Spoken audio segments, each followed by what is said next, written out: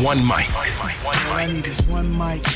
It's just different. One mic with Big Mike. The overall tenor of what he's saying is very stupid. And they say his style is too urban for the radio. Maybe it's not racism. Maybe it's placism. Brother has to know his place, right, Bob? One mic with Big Mike. Things aren't always what they seem. A sports talk show, but no subject matter is off limit. Don't just tell me that the reason something's being done is because that's the way it's always been done. Because the first thing I'm going to say to you is slavery.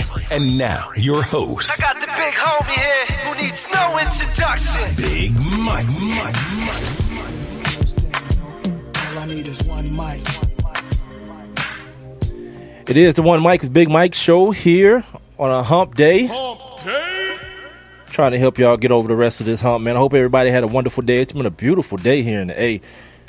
Unseasonably hot, though. It's hot as hell, man. For you folks that don't believe in this damn global warming, climate change stuff, it's real, man. It's too damn hot for it to be the fall. It's supposed to be football weather. Anyway, I'm here via Spreaker.com. I'm also on the Spreaker app. Hopefully, I got my TuneIn situation straight, so I'm live on TuneIn right now. If you got that on your phone or your tablet or whatnot, I'm also live on my website, onemicwithbigmike.com. Also streaming live video right now on the Facebook page, so you head on over there if you want to take a gander at the kid and you want to like that Facebook page. Also, while you're there, apparently I got some tabs there as well, so you can just like or follow me on Twitter and Instagram while you're on my Facebook page as well. It is the number one MIC. WITHBIGMIKE. Had a little brain fart right quick. I don't know what the hell just happened. One Mic with Big Mike is my Facebook page.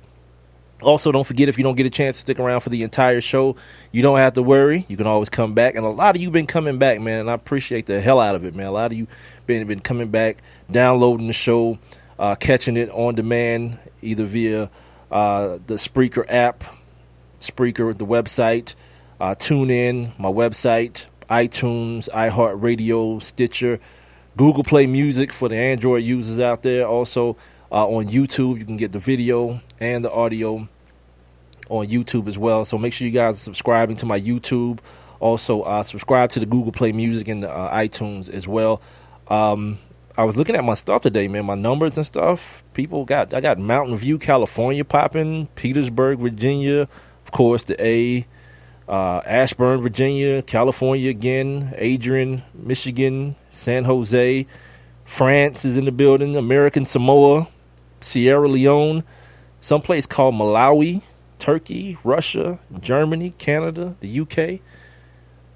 Look, man, I don't know why you are, but I appreciate everybody who listens and checks out this show every Monday, Wednesday, and Friday at 7 o'clock right here on Spreaker. If you don't want to just check the show out and you just don't want to listen to me babble on and do what I do here, you can be a part of the show. You can just text me at 404-902-8104. If you're watching on Facebook right now, you see the number at the bottom of the screen. You can also, if you're watching via Facebook, you can leave your comments below the video, and I'll be sure to check them during the show and respond to them and those type of things. Also, you can jump inside my live interactive chat room. Just click on that little thought bubble icon you see on the streaming player. That's if you're listening to me via Spreaker, or you have the Spreaker app, or you're on my website, onemicwithbigmike.com. On the streaming player, you'll see a little thought bubble icon. Just click on that, and a couple steps later, you'll be inside the live interactive chat room, where it is exactly what it says it is. It's live, and it's interactive. And here lately, it's gotten kind of ignorant. And I mean ignorant in a good way. Not the ignorant, like, Confederate flag type way, but ignorant in a good, funny way. So if you guys want to be a part of that, all those avenues are open to you. Let me make sure I mention the question of the day today. The question of the day is involving the NFL, as most of them have here in the last, month or two. The NFL ratings have been taking a little bit of a hit this year, a double digit here. I think somewhere around like 15% they're down across the board. And so I just simply asked the question, why do you think it's happening? I got a couple of answers from some of the homies on Facebook and Instagram and Twitter and all those places, so I'll read those off today as well. Let's see. The homie I Am No Dose is in the chat room. Shout out to you, homie. I'm going to get to you in a second because he pulled one of my jerk moves on me earlier today. Matter of fact, I'll talk about it now, whatever, since I'm talking about the question of the day. And it's brought to us by sportsnewsandbrews.com. You're home for this is why I don't do this. I try to remember it. You're home for news, for black news, politics, sports, and your favorite craft beer, I think is what it says. He told me what it was earlier. I'll make sure I write it down from here on out. So Renee and I was getting on folks about being just being ridiculous, and when we post our question of the day, not answering it. So at the time, No Dose, I think, mentioned that he wasn't answering the question. He didn't know why. So I think we said some things, some unfavorable things to him about that. I may have, not we, just me. I'm not in France, just me. So today I asked the question of the day, and I Am No Dose writes this damn term paper on my Facebook page. And then at the end, he was like, I know this too long for the radio, but F it. At least I answered your damn question. I'm like, all right, touche. Pettiness approved. Yeah, you speak my language, homie. But yeah, it was mad ignorant. But you know what I did? I Am No Dose. I went through it. I still read it. And what I did, I just took the points out. You know what I mean? I just took the points out because I do want to address the points that you made during the post as well.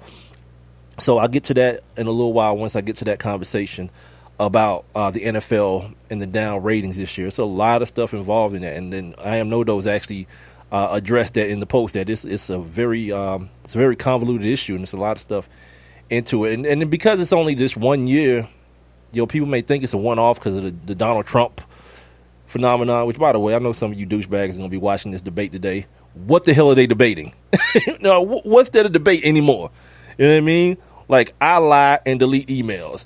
I like to grab women by the crotch and kiss them on surprise without permission. You know what I mean? What are you debating at this point? Vote for some damn body. You know what I mean? If you're going to vote for somebody. Shout out to the homie Big L. He's in the building as well. And, of course, the wonderful Renee Cooper. Like I said, you guys can join these fools in this chat room here if you so choose by clicking on that little thought bubble that you see on the streaming player if you're listening on the Spreaker website or with the Spreaker app, or, of course, on my website, onemicwithbigmike.com. Now, as far as the rest of the show goes, I kind of got a lot today. It feels like it's a lot. Let me say it that way, because it may go fast and I may run out of stuff by 8:30 and just be sitting here, holding myself and looking into the camera. You know what I mean? So it feels like there's something here. I want to talk a little NBA today. I want to talk, the boy D Rose. He beat the rape case, the rape civil case, and I know you guys haven't heard me talk about it at all, if any, very little, if at all, on the show, because I don't really. It ain't really my bag, the he say she say stuff, especially when it comes down to sexual assault and rape and stuff. I like to wait until it just pans itself out and then see where it is. And I'm still not really totally abreast of the details when it comes to this Derrick Rose situation. All I know is now he has been found. It's not guilty because it's a civil case, and I forget the word I'm looking for. But he's been found not accountable, or not. That he didn't do it, or they didn't have enough proof to say that he did it. Say it that way. Got a chance to check out the Hawks last night for the second time in the preseason. I'm very intrigued about the home team Hawks, man. I want to, I'm not sure what this team is going to look like. They've been a fun ball club to watch in the last couple of years because of all the perpetual motion and the passing and all that kind of stuff. But now Dwight Howard's here. Guys like Jeff Teague are gone. Kent Bazemore is going to be asked to do more. Dennis Schroeder is going to be asked to do more. They got some young kids. That kid from Baylor up in here. They want more out of the other big kid. That's why I'm looking at the game, because I need to figure out these guys' names. I got to remember these guys' names. But I'm going to be very, very intrigued. I feel like I'm going to be intrigued by what this team looks like this year, as opposed to the last few years of Coach Budenholzer's regime here in the A. Also, I took some time yesterday to watch the Netflix documentary 13th. I'm going to talk about it some today, and I do advise that you guys take a look at it. Even if you feel like you know what's going on. That's one of the things I hate, really, that you dudes and girls do. Like, I don't need to see no more of that. Nah. Like, there's no cap on education. Don't run from being smarter or more informed. You know what I mean? And hearing something again isn't a crime, especially when it's something that definitely involves you and your well-being and the well-being of the people you love. You know what I mean? The more information that you have, the better. So I'll talk about that here in just a second. Carmelo's talking about doing some things within the NBA that I think is real cool. Carmelo and Bron and those boys, man, they really turning into some real stewards and some real thoughtful athletes, man, and I can really appreciate that. I got some news out of the world of the NCAA. This kid who was initially ruled ineligible coming out of high school, catching some heat from the NCAA, fought for the country in Afghanistan and in Kuwait and all these places, and the NCAA still trying to give them grief, but they came around to their senses, like real stupidly, but they came around to their senses, so I'll talk about that as well. Falcons got the Chargers this weekend. I saved that for Friday, of course, because we got to move towards that as we get closer to it. And the main thing I want to talk about today is like a lot of stuff in the NFL, really. Something I thought about yesterday, and I posted it on Facebook and on Twitter and all those things, about excuse making and about two NFL quarterbacks, to be precise, because I start thinking about quarterback play and that being the thing that kind of drives the NFL. Quarterback play, good quarterback matchups. Like this weekend, we were supposed to see Big Ben, right, and Tom Brady. Well, Big Ben is hurt. It used to be we love to see Peyton Manning and Tom Brady. Well, Peyton Manning's gone. We still got guys like Drew Brees still there. Phillip Rivers still putting up numbers on a pretty bad team. I've never thought Eli was of that ilk, to be honest with you. I thought Eli got a lot of he got a boost out of those 2 Super Bowl rings, and people started talking about him in a light that I didn't think he deserved to be in. But moving forward, I want to also talk about, after I talk about this excuse making, I want to talk about where the NFL is and where it's going in the land of quarterback play, because something I Am No Dose brought up in that long ass post on my Instagram page or whatever it's called. He brought up something about, quarterback play not being as good as it used to be. And that's kind of one of those misnomers and kind of one of those, back in my day type deals. So I'll talk about that. Also, don't forget at 7:30, the man himself, Matt Lutovsky of the Sporting News, my fantasy football expert who joins me each and every week here on the One Mike with Big Mike show. He's going to come on and get us straight once again for week 7? Week 7 of the fantasy football season. If you've got questions and lineup decisions that you need to make, please text me at 404. Text your questions to me, or your dilemmas. If you're want to pick somebody up off the waiver wire, or if you somebody's proposing a trade to you and you don't know if you really want to pull the trigger on the trade or whatnot, send those to me at 404-902-8104. You can also leave them right below my streaming video here on the old Facebook page, facebook.com/1MICWITHBIG MIKE, or you can jump on in the live interactive chat room by clicking that thought bubble you see on the streaming player, and you can drop them in there, and hopefully, things don't come through too rapidly, and I'll be able to keep up with them, or if not, Renee Cooper may be able to snatch them off of there and copy and paste them or do something with them so that when Matt comes on, I can, shoot the questions there out to him. Now, on to this topic of excuse making. The excuses that sometimes people make for the athletes that they like. This is why I don't like people who talk about sports putting their fandom in the forefront. You know what I mean? Because no matter who you are, no matter how professional you think you are, it can skew. You know what I mean? It can skew your perspective on things. Like if you ever look at what's the show, NFL Live, Trey Wingo loves Peyton Manning and J.J. Watt, and it comes out, and it comes out of his pores. But when in a time where like Peyton Manning gets, there's some suspicion about the stuff that he took to come back from his neck injury. Like how do you report on that properly? You know what I mean? When someone who you've already put up on this heroic pedestal is not as perfect as you've led him, or you led other people to believe that you want to believe. That's why I don't play them games. You know what I mean? Anybody is capable of anything. So the 2 quarterbacks that I'm talking about in particular are Andrew Luck and Aaron Rodgers. At one point, Aaron Rodgers was the prototype. He's what you want in a quarterback. And to be honest with you, it was at one point that Aaron Rodgers was making the game look silly, man. He was making things look way easier than they should have been. And all of a sudden now, there's been this huge drop-off. Like, I'm doing all this reading on Aaron Rodgers today because I'm trying to make sure that I know what the hell I'm talking about. Because I hear everybody saying, well, Aaron Rodgers last year, he didn't have Jordy Nelson. Oh, well, this year he's got Jordy Nelson, but the offense is so this. Or Jordy's not right. And look at Randall Cobb is not doing this. And they don't have I heard the name Jermichael Finley. like, look, dude, if you're a great quarterback and you can't afford to lose Jermichael Finley, yeah. Yeah, we might have to just reconfigure what our thoughts of greatness are if you can't lose Jermichael Finley. That's like somebody saying, man, I don't know about that Matt Ryan. He lost Jacquez Rodgers. All right. Yeah, all right, whatever. Be better. You know what I mean? Be good. So, one of the other things that have been said and like to been said is, we're holding him to these unreasonable standards that he set. Nah, not really. He's been bad. Like, he's been hella bad. People say, well, I put it out on Facebook yesterday and like people was giving back and forth things. Rodgers got a ring. Well, I mean, how long do you look at that ring on somebody's finger and just say, I'm gonna give you a pass on being awful at your job? You know what I mean? Like, that's what you did. Like, Ben Troop joins me every Monday, and he says something a lot. You can't survive off being who you used to be, or something to that effect. And he's right.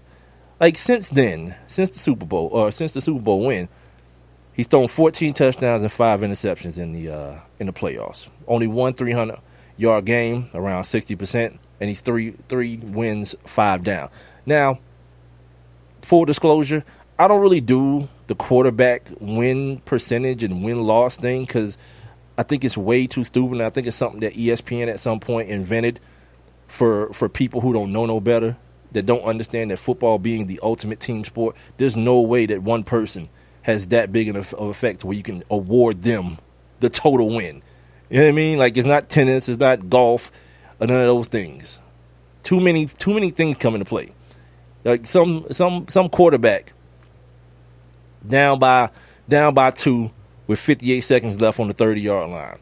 He drives the team another, 50 yards, 40 yards, gets him in the field goal range. The field goal kicker missed the field goal. What you do? You get that quarterback a loss? Nah, that's ridiculous. But for this particular conversation, he's 3-5 in the last 8 playoff games that he's been in since the Super Bowl. And here's the crazy thing. Going into week 3 of this year, Blaine Gabbert, who just got benched for Colin Kaepernick, a dude who ain't played in a year, was statistically better than him. Last year, Aaron Rodgers he was at 6.7 yards per attempt. He's at 6.5 this year. Last year, of course, was without Jordy Nelson. This year is with Jordy Nelson. No real difference, right? He's still around 60% in either year.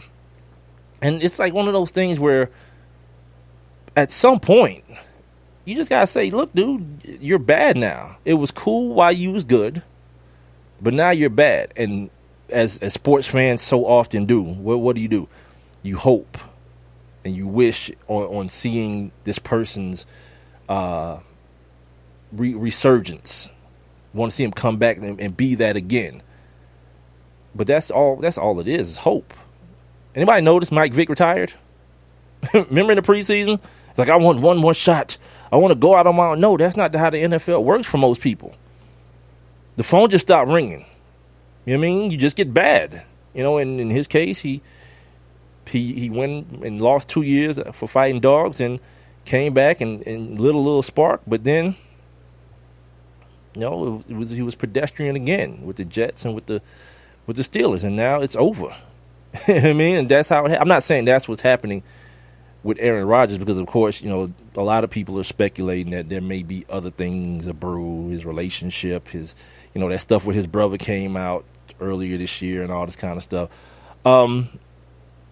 Let's see what else I have on this before I move on. Like his former wide receiver, Greg Jennings, is coming out and talking about how his arrogance is what keeps him from being great because he can't take criticism. His arrogance won't allow him to accept criticism. Now, for what it's worth, I'm a dude who I need some of that in my quarterback. I need you to have that swag and that, my stuff don't stink in my quarterback. But I also, you got to be a professional and a guy who's about self-improvement as well. Because like I talked about on Wednesday, the league is always coming after you. The league is always running. You just got to be able to try to stay at least one step ahead of them. That's what the great ones do. That's how they become great.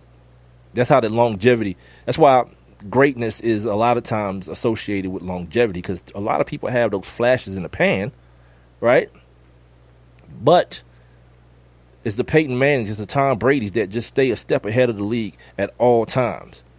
And it's real easy to regress, man. It's real easy to go from being at the top of your game, leading your team and carrying your team. Ask Cam Newton. Cam Newton's not playing horribly this year. He's playing kind of reckless and loose with his body, but statistically, he's not playing horribly, but it's expected that he play better now that he got more weapons on the team with him. But he's not. It's easy, real easy. Ask RG3. Real easy to fall back when you thought you was at the top of the mountain. Crazy thing. This thing is crazy. How that. Apparently, Johnny Manziel and Aaron Rodgers, since the last 8 weeks of 2015, their stats were almost identical. Like Manziel was like 0.1 yard per attempt better than Aaron Rodgers. Now, no one's saying that Johnny Manziel, he's garbage. He's not better than Aaron Rodgers, but it just gives you some perspective on how far a guy who was considered the greatest quarterback in the league, the best quarterback in the league, has come. And now all we doing is talking about the name on the back of the jersey. We recognize it, but we don't recognize the play, and it's not going to get any better for him. The running game's in shambles. The defense looked crazy this week going into who they played? Chicago. They played that bad Chicago team this week, so that may remedy some of the things, but guarantee. You see what he looked like against Dallas last week. Like, that ain't going to be no damn guarantee. He hadn't had a game with a passer rating over 100 since Johnny Manziel was in the league. Now, you hear that stuff and it's like, wait, what? Are you still talking about Aaron Rodgers? Yeah, damn right I am. Same guy. But he just hadn't. Somebody told me on Facebook yesterday when I posted a question, like, this dude is ruining my fantasy season. Yeah, I feel you. And I got Big Ben, so join the club.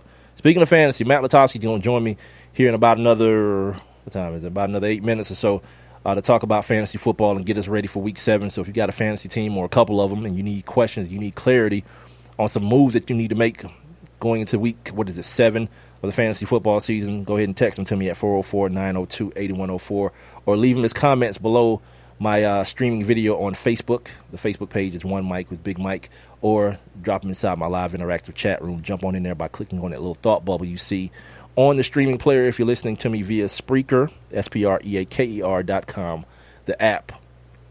Or, of course, my website, OneMicWithBigMike.com. Now, on to Andrew Luck.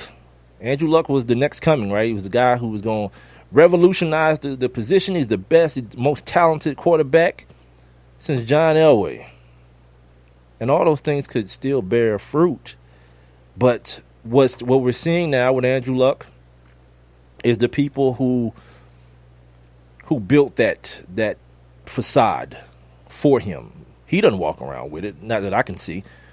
But other people have built him up to be this quarterback savior. And not so much so. He hasn't been. Bill Polian, right? The guy who was credited, Hall of Famer guy who's credited with building those great Buffalo Bills teams, that championship Colts team with Peyton Manning.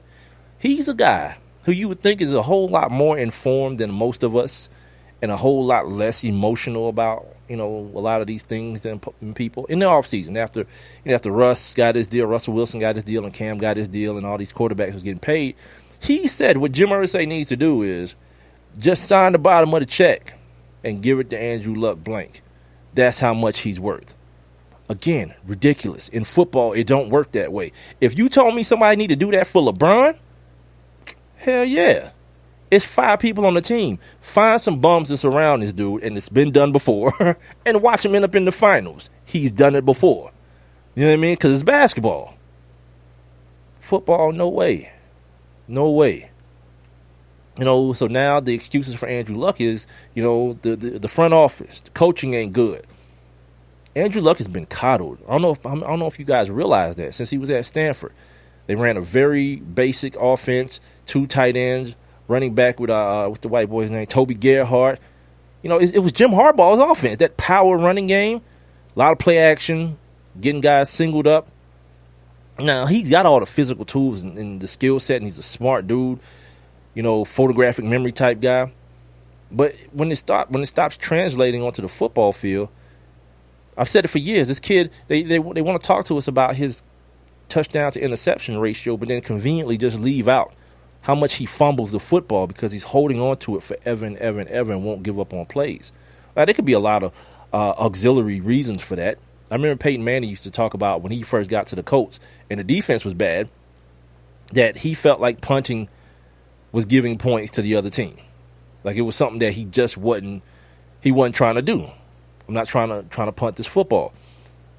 Okay, fine.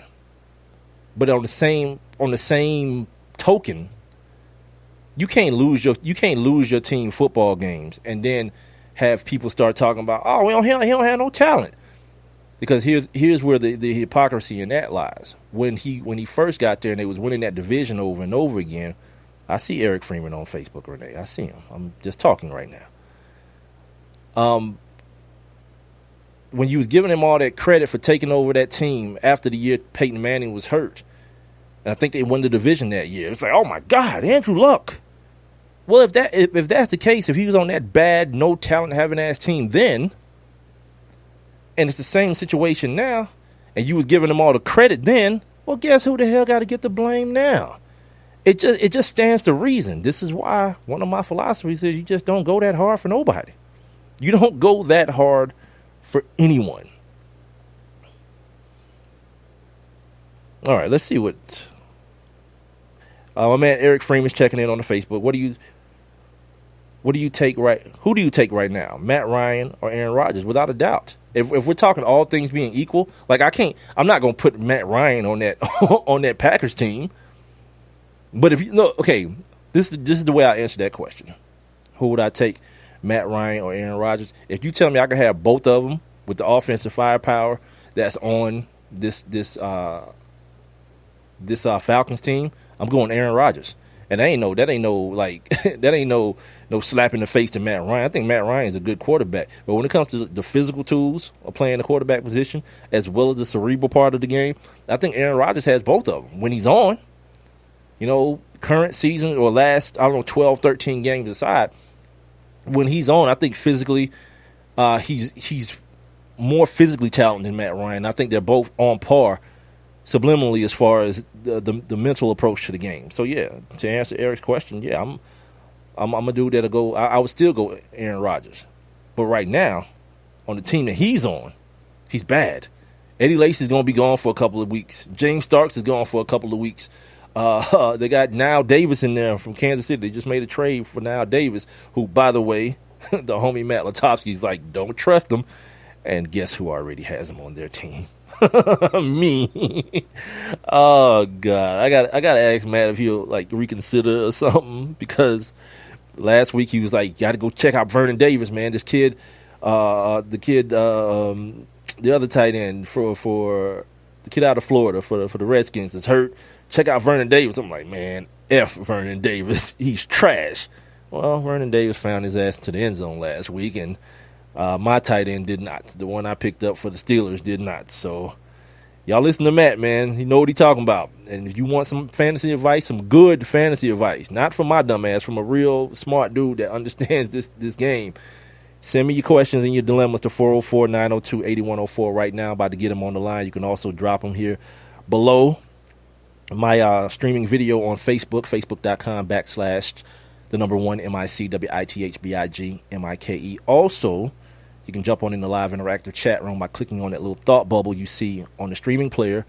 If you're listening via Spreaker, the Spreaker app, or my website, onemicwithbigmike.com. Also, while you're clicking on that thought bubble or not, click that heart at least. Click that heart button so I can get my like situation up, and then click those little share icons or the share icon if you're listening on your phone or your tablet or whatnot.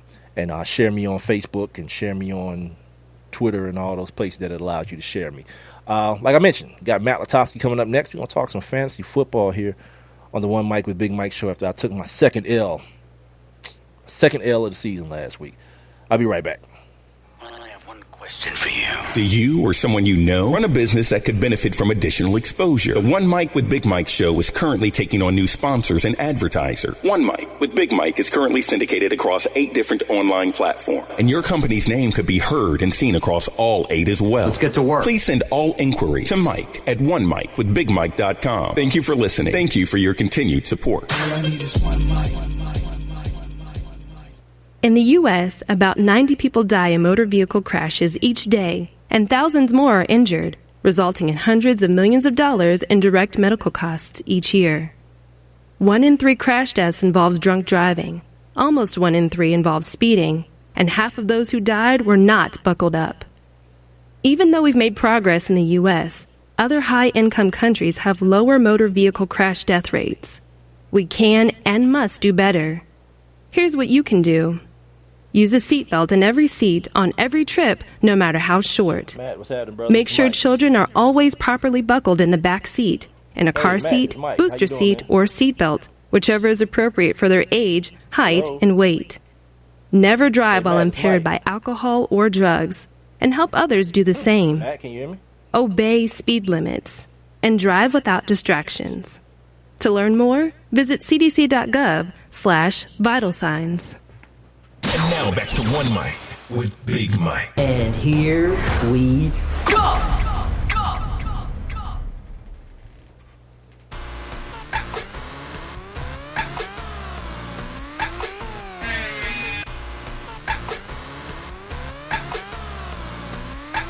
All right, welcome back to the One Mic with Big Mike show.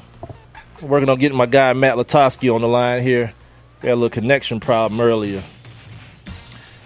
Oh, yeah, it is a hump day. Hump day? Forget about that. We're going to get him on and talk a little bit about this fantasy football situation. Don't forget, if you don't get a chance to stick around for the entire show, or you miss some of Matt's interview, or you need to go back and see what he's talking about, it's simple. You can catch the show on demand on Spreaker, the Spreaker app, as well as on TuneIn, onemicwithbigmike.com, of course. onemicwithbigmike.com, of course.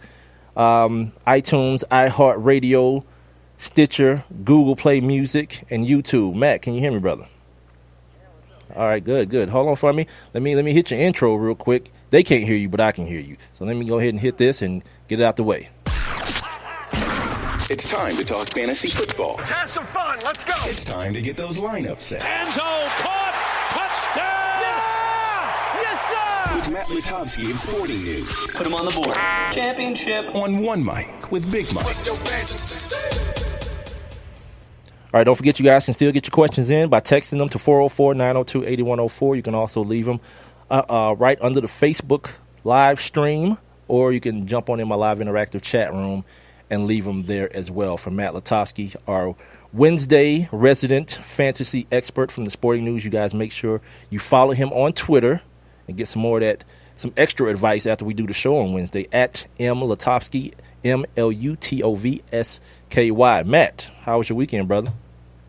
Man, it's pretty good. Dealing with some injuries, dealing with some weird situations, Man. and it's starting tomorrow night, man. The Green Bay backfield situation is ridiculous, and people are losing their minds over Ty Montgomery and Niall Davis and all that stuff. So I'm just trying to keep my head above water there. Hey, man, you too. Let's start right there, because I was just talking about that before I got you on the phone. Like, I before we do this interview during the day, I make sure I go to the Sporting News, and I suggest you guys too. Just do what I do. Just go to Google and Google Matt Lutovsky. The first thing that pops up will be his Sporting News stuff on fantasy football. And one of the first things I saw, don't trust Niall Davis, and I've already got him. So why shouldn't we trust Niall Davis, man? Well, don't trust him this week. Okay. I think he could look. I picked him up for the long term too. It sounds like Lacey's going to be out a couple weeks, but the fact is, I mean, this guy's been with the team for 2 days. Yeah. You know, I mean, I know he's a running back, and you just say, "Here's the ball, go find a hole." But I don't think that you can really trust him to play that much. They called up this Don Jackson kid from the practice squad. They're saying they're going to give more carries to Ty Montgomery. They gave him 3 last week and used him out of the backfield a lot as a receiver. So it's one of those situations where you never really know what's going to happen, and that's what's the most scary. And, there's only 2 teams on bye this week, and a couple big backs in Stewart and Elliott, but I like to think that most people should have enough good backs that they don't need to trust them. But if you're in a situation where you do, throw them out there, maybe something good happens. But, I'm not buying that quite yet. I want to see them play a little bit. We got any sleepers? I mean, everybody's injured, but do we have any sleepers this week in fantasy football? Yeah, I think so. I think, you start with the running back spot, and there's a lot of good matchups. We have a lot of, two-back committees where both are in our kind of starter tier, at least for flexes. And Okay. I think, maybe an interesting one is both Vikings with Matt Asiata and Sheriff McKinnon. I think you can play both of them. And then you look at the Carlos Hyde injury, opens the door for Mike Davis and Sean Draw. And that's another situation I don't really like either this week, but it is a good matchup. It sounds like Mike Davis is going to get the first crack, so if you need him, you can try him. And Doug Martin being out opens the door for Jacquez Rogers again. We saw him 2 weeks ago. He got 35 touches, and he has a very good matchup, too, this week going out there against the 49ers. So I think there's some interesting running back plays. A lot of good quarterback-receiver matchups, specifically Kirk Cousins playing the Lions is a great one. Blake Bortles and his receivers playing the Raiders is a great one. Winston going out there to San Francisco. Marcus Mariota, he's been hot lately. Another great match against the Colts. So there's really no shortage of quarterbacks and receivers and guys like that to play. Who are some must-sit guys? And by the way, I'm talking with Matt Lutovsky, the Sporting News fantasy football expert. Make sure you follow him on Twitter at @MLutovsky, MLutovsky. Who are some must-sit guys? Guys that just got those terrible matchups, and if you can find a replacement for them, you should definitely put them in the lineup instead. Well, I think anytime you're talking about must-sit, you just go, okay, who are the Vikings playing? Right. Who are the Broncos playing?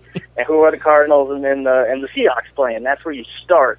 Cardinals and Seahawks are playing each other, so that makes it pretty easy. But at the same time, you're not sitting David Johnson or Right. Fitz or some of those guys. You can make a case to sit Christine Michael, but I wouldn't. He's a true feature back. So I don't necessarily think any of those guys get sit outside of the secondary receivers, Michael Floyd, Tyler Lockett. People are already sitting them anyway. But I think the big one is the Eagles guys. I don't want anything to do with Ryan Matthews. I don't want anything to do with Jordan Matthews or Zach Ertz against that Vikings defense. So I think they're all on the bench. And then you look at who's playing the Broncos, and this is the guy he's coming up a lot lately when I come on this show, and that's DeAndre Hopkins. Yeah. And I think people are scared. I still think he's a starter. He's just too good. He's going to get too many targets. I think the same for Lamar Miller. But Will Fuller, after the act he pulled last week with not going to play, he's active, he didn't see the field, yeah, keep him on the bench. Speaking of keeping people on the bench, Jay Ajayi, are we still playing the wait-and-see game with him? Because apparently he's going to be their bell cow back, but he's still Jay Ajayi, and he still has those injury problems in his history. So how are we playing the Jay Ajayi game? Yeah, he's an interesting one because, what was funny about him was last week, and he seemed to be the feature back, but he still got passed over for a 1-yard touchdown run early in the game for Damian Williams. And obviously he had the long touchdown run at the end that really padded the stats. He was good beyond that, but really padded the stats. And, look, he's a feature back, therefore he has value. But the bottom line is Arian Foster's still going to be there. Those other backs are still going to be there. It's still a team that's not very good. Keep in mind, he was the feature back the week before. He had 6 carries. So I'm not pushing all my chips in on Jay Ajayi right now. But, certainly a guy worth owning, certainly a guy with upside, as we saw. And I think, a guy who could maybe make something happen here or there, but he's still at best right now a low-end, RB2 in my opinion. Now, you talk about somebody who's got everybody panicking. Ben Roethlisberger, my one and only quarterback on my team. So as far as last week went, as soon as he went down, I just stopped paying attention to my team altogether. It wasn't because the other guy had Drew Brees, so I was like, all right, I've lost. Let me just enjoy football for the rest of the day. So, but today, I say to myself, let's start looking at matchups. Let's start looking at this thing the way I look at defenses. And I went and I got Alex Smith. He's playing the New Orleans Saints, right? So I figured, ask you, who are some other guys, quarterback-wise, that if somebody is like me and they only want to go with one quarterback and that one quarterback is Ben Roethlisberger and he's down, who are some other guys that I could probably scrape up off the waiver wire pile? Yeah, I mean, I think, some of those guys I mentioned, like, I don't know if Cousins is out there, but, Lions are allowing the most fantasy points to quarterbacks. He's certainly a possibility. I think Andy Dalton, he might be out there. Love that matchup against the Browns. They've allowed multiple touchdowns to quarterbacks in every game this year. They've allowed 300 passing yards, I think, in 4 games, 3 touchdowns in each of the last 4 games. I mean, quarterbacks just light them up. I think he's certainly a possibility if he's available. Blake Bortles, good matchup this week if he's available too. Going a little deeper, like you mentioned, Alex Smith, and he's right in that tier with that fantastic matchup against the Saints. Mariota, who I mentioned, and a guy who's just putting up 300 yards every week, Brian Hoyer. I don't know how he's doing it, but he's got this Meredith kid playing well. We know he's got Alshon, he's got Zach Miller, and Packers pass defense not great. It's an early week thing. I wouldn't want to play him if I didn't have to, but he's right there too. So certainly some options this week, and Jameis too. I mentioned him going out there to San Francisco. I think can have a good game. So definitely options this week. It's you don't want Ben Roethlisberger to be hurt, but if you're going to be without him, this is an okay week to be without him. Now you just got to worry about the next 3 to 4 weeks. Absolutely. The other voice that you're hearing is Matt Lutovsky. He's our fantasy expert from the Sporting News. Follow him on Twitter at MLUTOVSKY.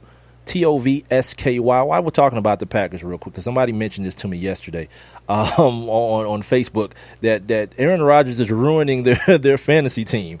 Where are you at with that as a fantasy expert? Where are you at with should I keep? Because people probably spent high draft picks on Aaron Rodgers, having Jordy Nelson back and all those things. Eddie Lacy's supposedly slimmer this year. I don't see it, but whatever. But now he's kind of tanking. You mentioned Brian Hoyer. Brian Hoyer is outplaying this guy by leaps and bounds, to name one quarterback that is. So where do you stand on the Aaron Rodgers situation as far as people keeping him or maybe moving on from him? Yeah, well, the thing I'll say about Rodgers is, last week was his first kind of truly bad fantasy performance this year. He had multiple touchdowns in every game leading up to that. So, I think sort of when a guy's not doing as well as people want him to be in real life, that can bleed over into fantasy, but it really shouldn't. It doesn't matter. All we care about is yards and touchdowns. Absolutely. We don't care if they come after a team's getting blown out. Doesn't matter. That's all we care about. And he's been okay in that regard. Andrew Luck, kind of the same thing. He's finding a way at the end of every game. You look at the stats and you go, 2 touchdowns and, to 272 yards. You can live with that. But it's definitely not, it doesn't relate to where he was drafted. He's underperforming and disappointing for where he was drafted. There's no doubt about that. I still think that he's going to be okay in the long run. People want to take risks, and they really get upset when a guy's disappointing, and then they put in a guy who isn't as good. And I always say to those people, if you had been playing this guy all season, you would hate him too. Right. So, be rational, be smart, look at the numbers, and obviously take into account talent too. And so, I think Rodgers still fine. We got him ranked, I believe, 9th this week among quarterbacks, which, he's still safely a starter. But there's a few guys that you might have instead. Like, you might have Andy Dalton instead of Aaron Rodgers, and I would play Andy Dalton instead this week. Phillip Rivers, I'd play him instead this week. But, for the most part, I'm not going off the board. And what those sleepers I mentioned earlier, I'm not playing them ahead of Aaron Rodgers. He's just too good. Talk about injuries and injury-riddled running backs. Shady McCoy, who's had a wonderful season so far here, but now that hamstring has jumped up and bit him again. Do Shady McCoy owners have to go out and get who is it? Mike Gillislee? Is that his handcuff? Yeah, Mike Gillislee. Yeah, I think so. I think he's worth having, and this is a guy who's flashed some talent last year. Had the big touchdown run last week too. I think he's a capable handcuff. If McCoy is forced to miss games, obviously we won't know the extent of his injury until later this week. Probably even maybe not till Sunday morning, but. Yeah, I think you have to. And we're seeing it now. Those guys who all got hurt in week 2, it kind of all happened at once, and you had a bunch of serious injuries, like multi-week injuries, that happen in games, and certainly that happens. But now we're kind of seeing these injuries that we don't even realize they happen. Like Carlos Hyde came back and played last week. McCoy got knocked out, came back and played. Like, this happens all the time, where a guy will play through an injury, but then, he sleeps on it, and things tighten up, or who knows what happens. And, Yeah, and things are tightening up in practice and things like that, just because they've put such wear and tear on their body for the last 6-7 weeks. It's only going to get worse.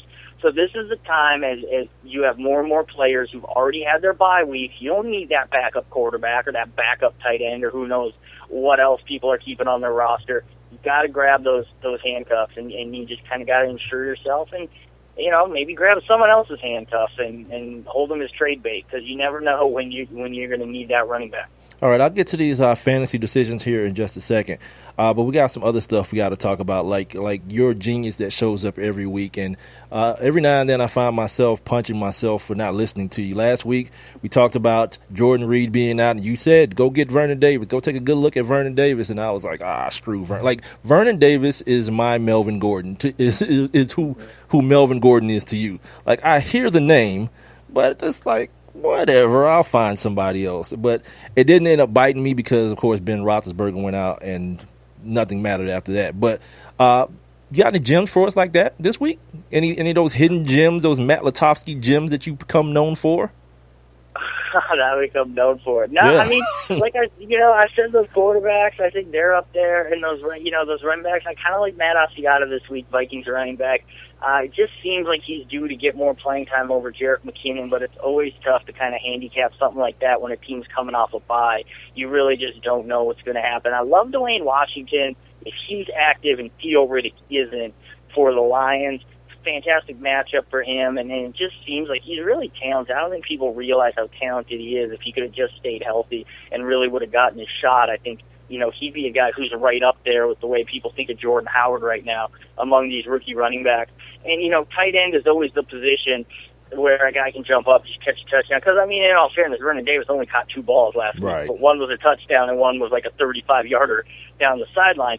So I think a tight end is the kind of position where we see those things happen, and guys like Cameron Brate has a good matchup for the Buccaneers.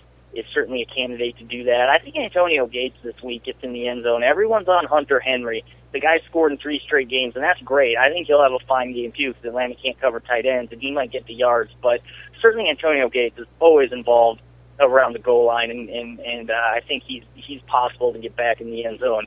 And there's always guys like that, and you just kind of got to look into the matchups a little bit, and, you can find them. They're out there. It's just, you just hope you pick the one that gets in the end zone and not the one who gets tackled at the 1-yard line. Look at you cheating off my paper. So now we can get into our dilemmas. You already answered one of them. Somebody wanted to know about both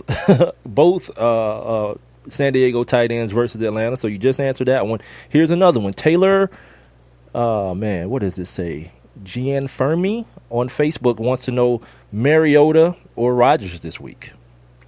Yeah, that's kind of what I was saying before with Rodgers, and it's like, as much as Mariota's been playing well and he has a great matchup against the Colts, I just think it's got to be Rodgers. I think I always look at it like this too. You have to imagine the next day, and how will you feel if you bench Rodgers and he goes off, and Mariota doesn't do as well? You'll really hate yourself. But if you play Rodgers and Mariota has a better game, you can justify it to yourself. I mean, you'll still feel bad if you lose, don't get me wrong, but you can be like, I played Aaron Rodgers. Like, you can't kill me for playing Aaron Rodgers. So I still think Rodgers is the guy in that situation. All right, got a couple of defenses people want to know about picking up. Baltimore versus the Jets, Tampa Bay versus San Francisco, or Miami versus Buffalo, with the caveat that whether Shady plays or not, Shady McCoy plays or not in that Miami-Buffalo game. Yeah, you said Baltimore and Tampa, right? Mm-hmm. Those two. I think it's Baltimore there. Now, they lose Suggs, and that hurts them. We have them both in our top 12, so we're kind of saying both are starting units. I just think Tampa, they've been better lately. They had 4 sacks 2 games ago. They had 4 turnovers in their last game, but that was against Derek Anderson, so I kind of give that a little bit of an asterisk. And the game before was half Trevor Siemian, half Paxton Lynch. So I just think Baltimore has been better this year. And, I mean, look, they're going to be getting Geno Smith, right? I mean, I think you want a defense against Geno Smith. And that just gives them more upside, even though they're banged up.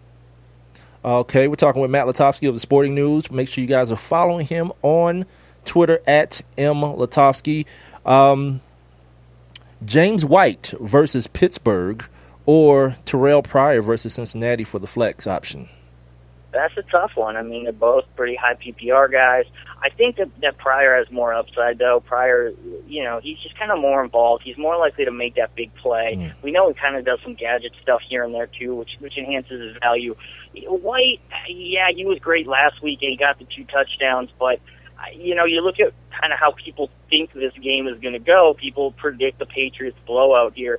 And a Patriots blowout doesn't lend itself to James White having a big game unless he gets one of those early touchdowns. Okay. And if he doesn't, I mean, then what are you getting? And the Patriots like to run up the score. I don't know how much they'll do it though. This profile is much more as a LeGarrette Blount game, I think. And White's good. I mean, obviously the Steelers had a lot of trouble with Miami's back last week, but I don't know. I think Pryor's just a little bit safer bet. All right, I got a couple more for you, and I'm going to get you out of here.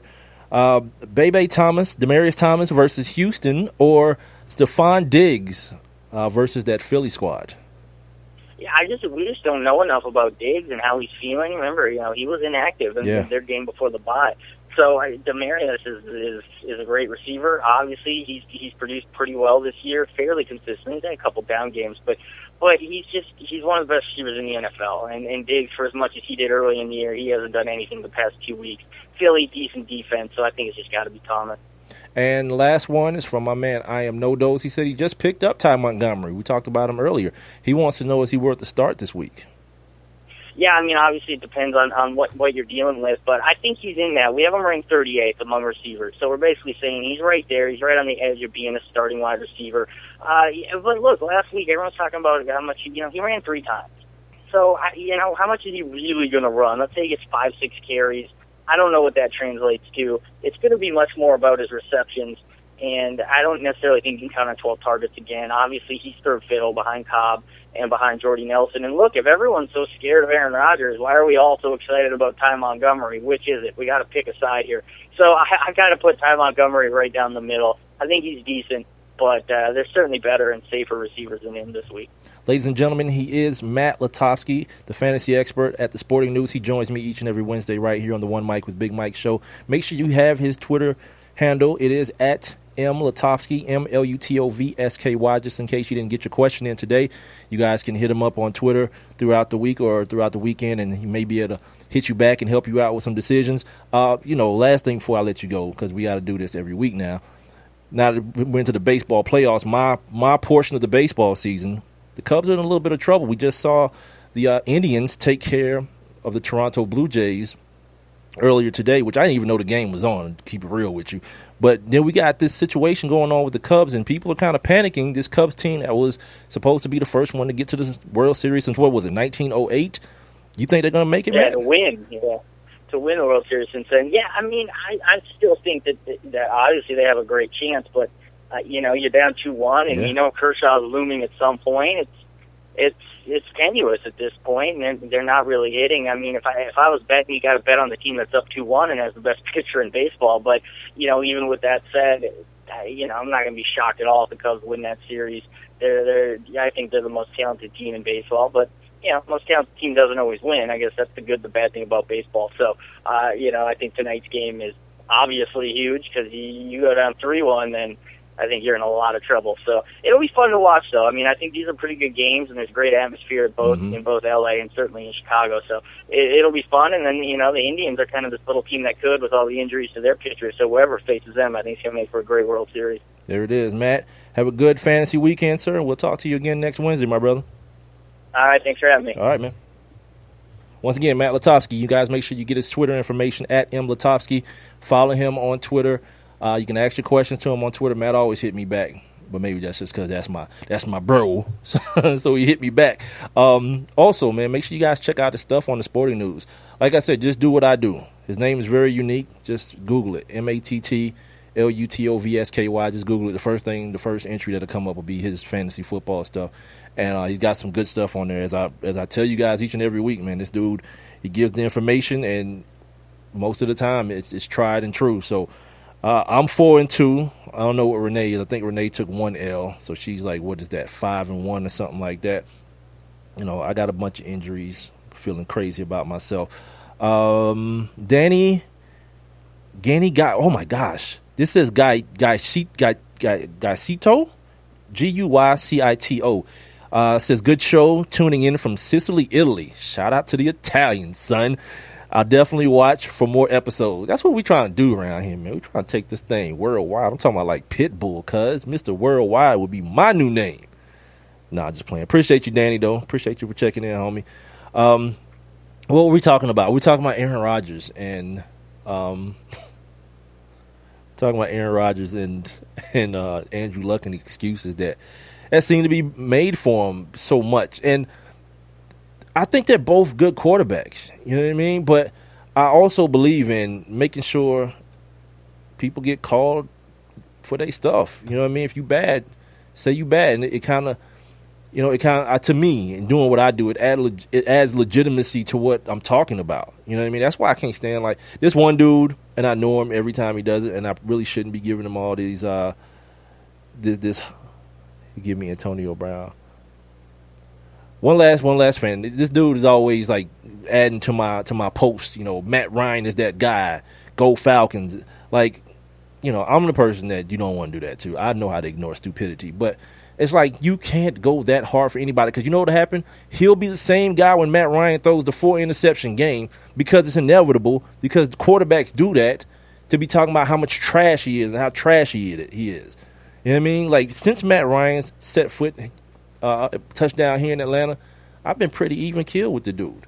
I didn't know who he was going to be coming off all the Mike Vick stuff and having to, he and Thomas Dimitroff and Mike Smith having to resurrect the franchise who, let's face it, the Bobby Petrino stuff had happened as well.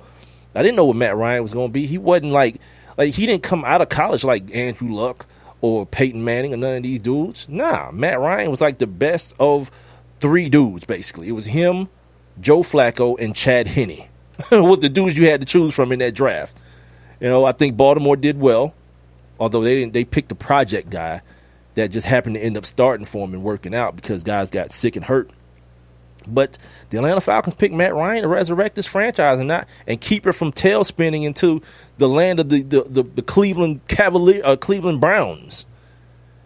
And then he did. You know what I mean? And everything after that has been pretty good. Like, I don't think anybody's going to mistake Matt Ryan for being a great quarterback.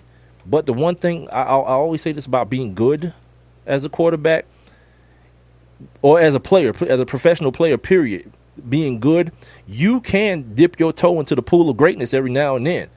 And sometimes for extended periods. Like, sometimes the light just goes on and you see a dude and you say, man, damn. Like, look at Sam Bradford. Like, Sam Bradford is average at best, but Sam Bradford this year is good in the right situation. Now, I don't think Sam Bradford ever fooled anybody into thinking that he's a great quarterback, but Matt Ryan was already very good. So when the situation improves and he can improve with it, he can improve and start dancing into that realm of greatness, and that's what you're seeing right now. But does Matt Ryan still have a 4-interception game minimum, a 3-interception game minimum? Hell yeah. And at those times is when you got to be able to temper, who you've already told yourself and convinced yourself that this person is. Same with Andrew Luck. Same with Aaron Rodgers. You've already told people that dude is a first ballot Hall of Famer. Wait, hold on. You know what I mean? Wait a minute. Andrew Luck, same thing. He's headed for Canton. Wait a minute. How you know? You know what I mean? Because he could end up being Bo Jackson, the guy who we talk about now that if he would have, if he's a definite Hall of Famer, but no one knows that for sure. No one knows how Bo Jackson's career unfolds. We know what we saw up until the point that it ended. And to that point, everything was cool. But sometimes your memory can fail you. Go back and look at Bo Jackson's starts and look at how many games he actually played in the NFL. It wasn't that many. I just looked at it the other day and I was like, damn, it felt like Bo Jackson had some years. You know what I mean? Some real years. But remember, he was playing baseball too.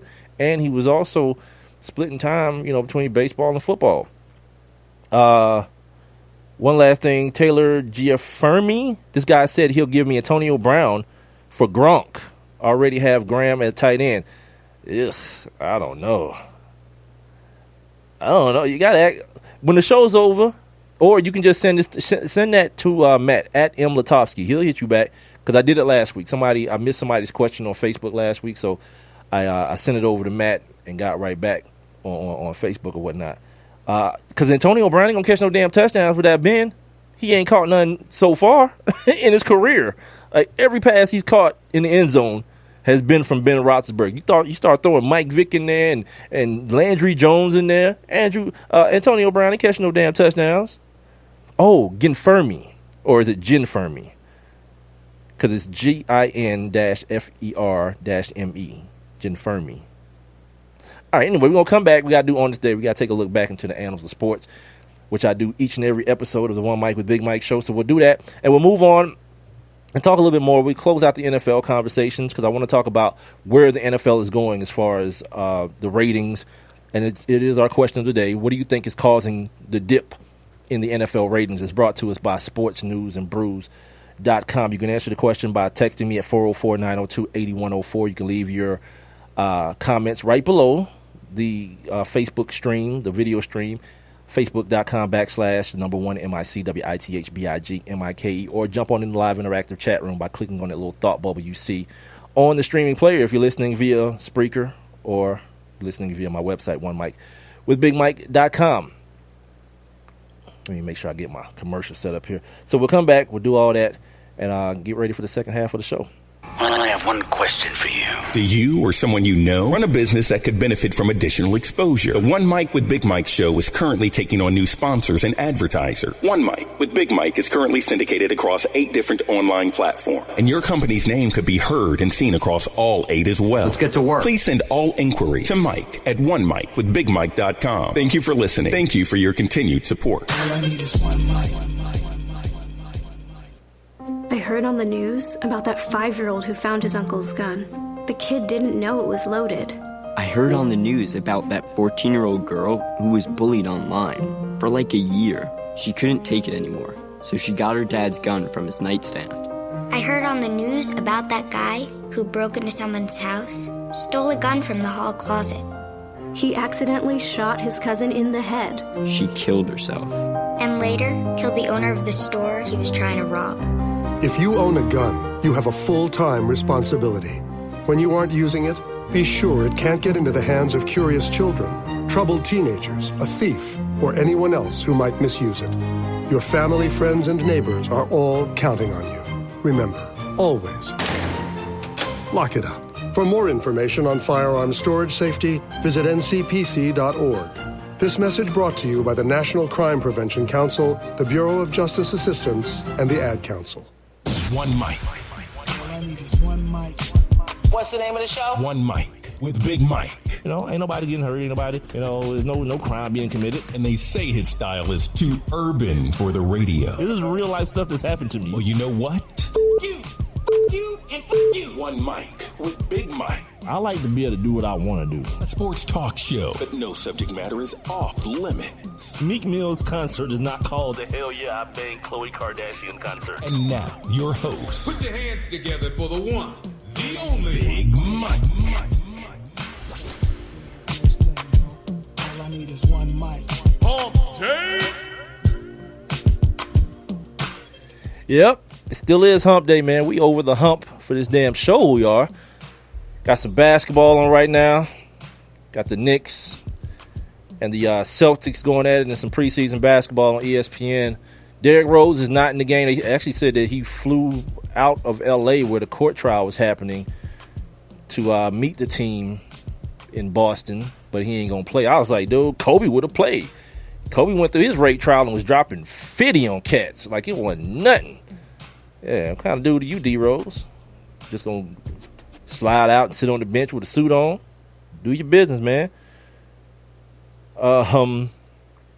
Anyway, it is a One Mic with Big Mike show here on Spreaker, SPREAKER.com. Make sure you guys are signing up. If you're listening to my voice, either live or on demand, make sure you sign up for your free Spreaker account and then follow my show on Spreaker, the number 1 MICWITHBIGMIKE. That way, once the show goes live at 7 o'clock, Monday, Wednesday, and Friday, you guys get the alerts that it's about to go down. And then you can, if you're with your friends and all those people, tell them to put the joint on their phones and their tablets and all that kind of stuff so we can continue to grow the audience. Got my man checking in from Italy, It's going down like that. I wonder if he understands everything I'm saying, if he got like a translation thing going on. See, all these questions now going through my mind because people in Malawi and Russia and all these places listen to me be ignorant on my show. But I guess, you know what?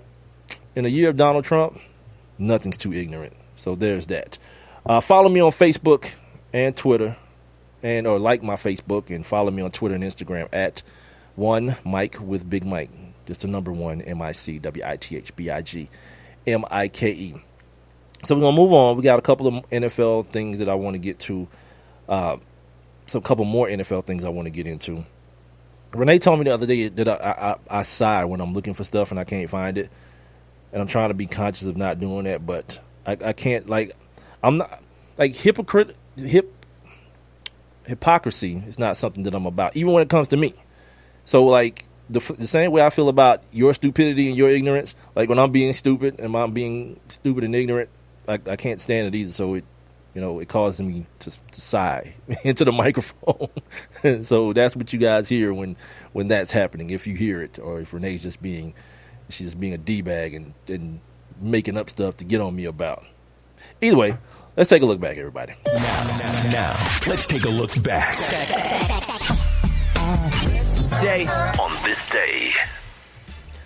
All right, we got a couple here. On this day in 1919, the Cincinnati Reds beat the Chicago White Sox 5-3 in the 16th World Series. The series is known as the Black Sox Scandal, as 7 White Sox players throw the series.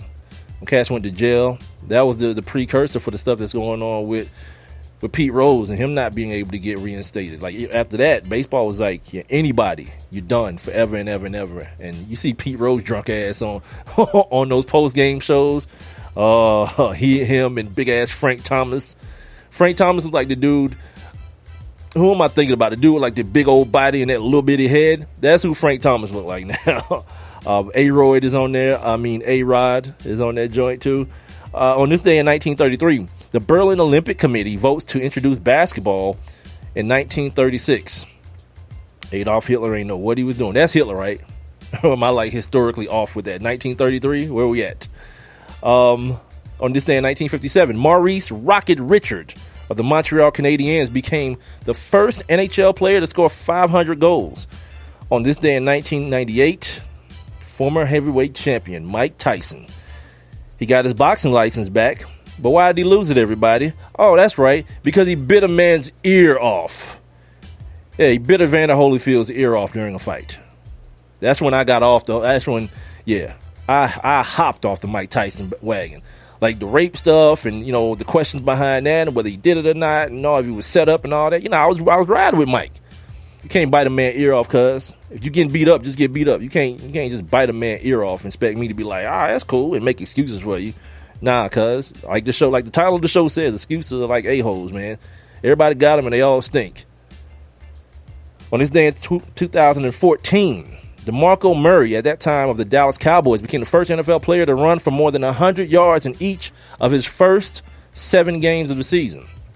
And lastly, this is not on this day. This will be on tomorrow's day, but I don't do that segment and I don't do a show on tomorrow, but I did want to go ahead and get this in. On tomorrow, in 1924, the final game of the very first Negro World Series was played and won by the Kansas City Monarchs over the Hilldale Athletic Club. They were also known as the Derby Daisies. That would be on tomorrow's day. But that is it for your Hump Day edition of On This Day, right here on the One Mike with Big Mike show. All right.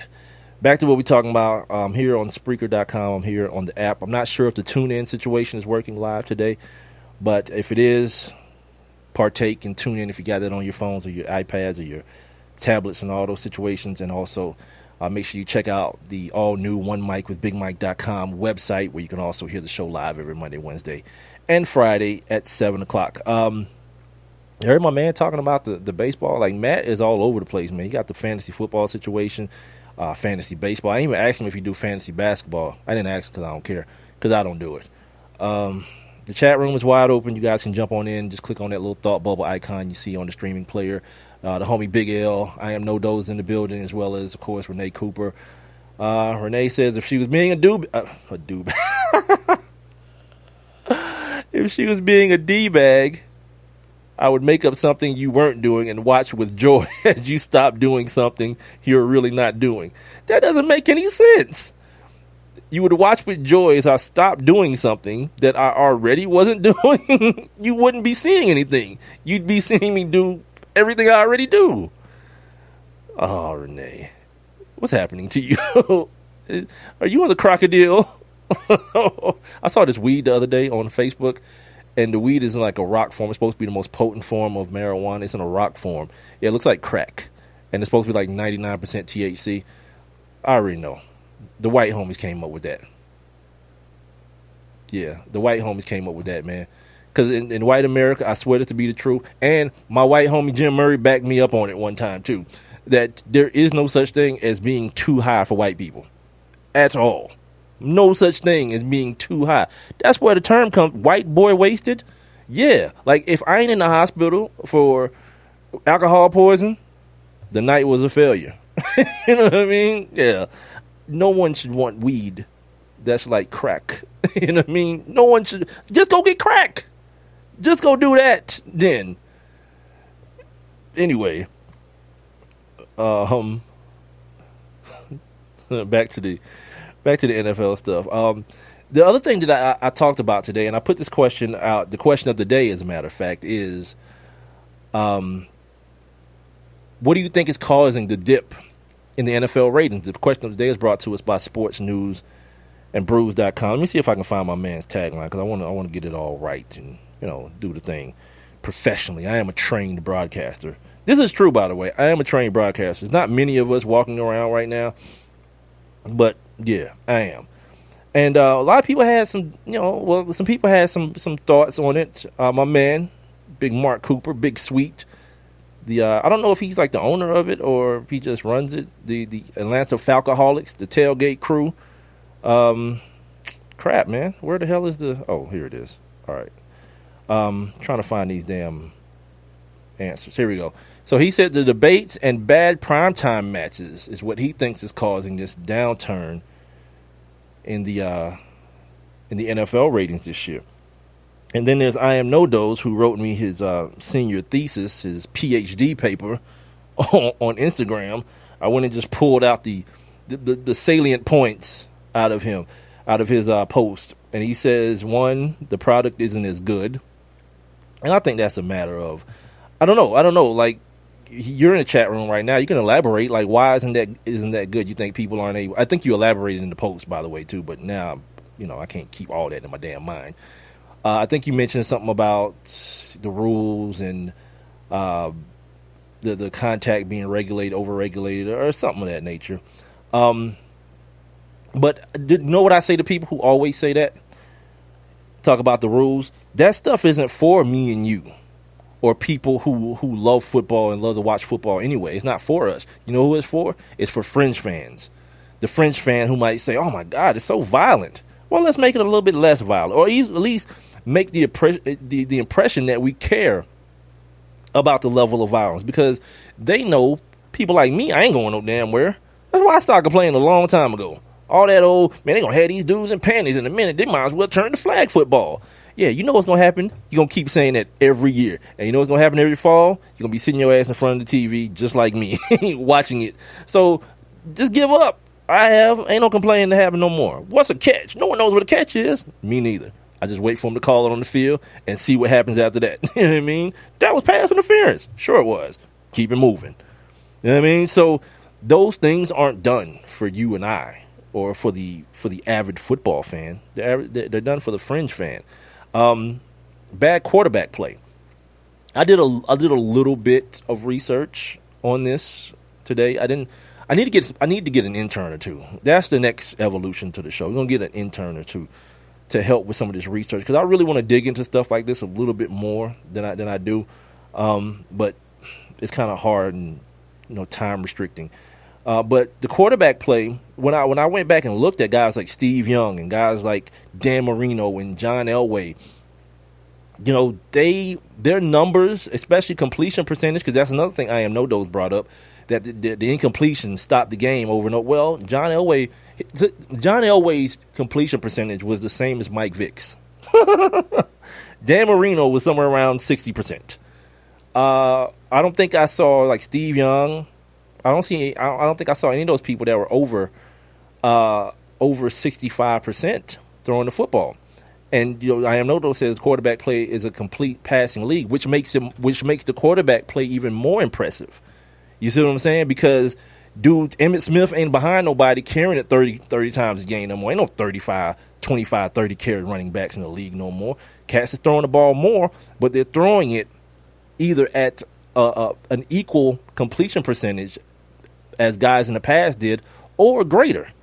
You know what I mean? So that, and like I said, I wish I had more time to do more extensive research, but I just went and took that one linear metric, the completion percentage, because I think that's something that kind of it translates throughout generations and eras.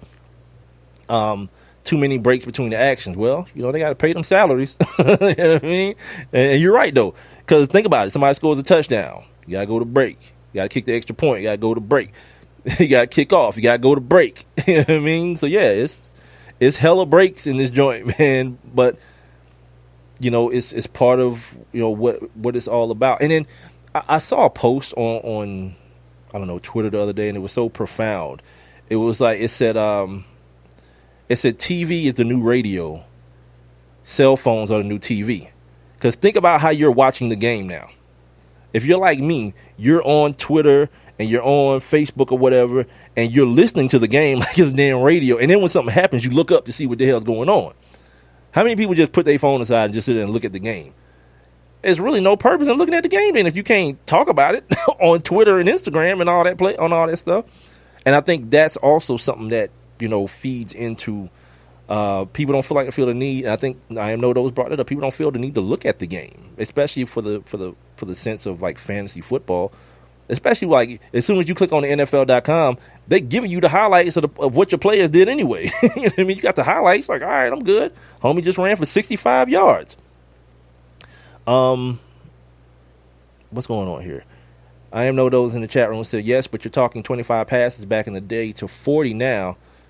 So the game is mad slow. 25 passes a game before to 40 passes a game now with bad quarterbacks. Yeah, like here's the thing. Like I think everything is cyclical, and I'm a person that's aware of a lot of times the things that we saw as youths. We consider those things to be better. I don't necessarily think the game is any worse a product than it was before now. I think it's just different, and it's evolved with everything else that we've seen. Every other product and every other thing we've seen has evolved, and so has football. And I think a lot of people want things to go back to the days of people getting crushed across the middle by Ronnie Lott and Peyton Manning getting his damn jaw broke and things like that. But the NFL got a product to worry about. And to further that point, I went and looked up youth football registration stats. This is something that I'm very, very interested in, and I do this show probably once or twice a year. It comes up, not the exact same thing, but it comes up within, of course, other topics.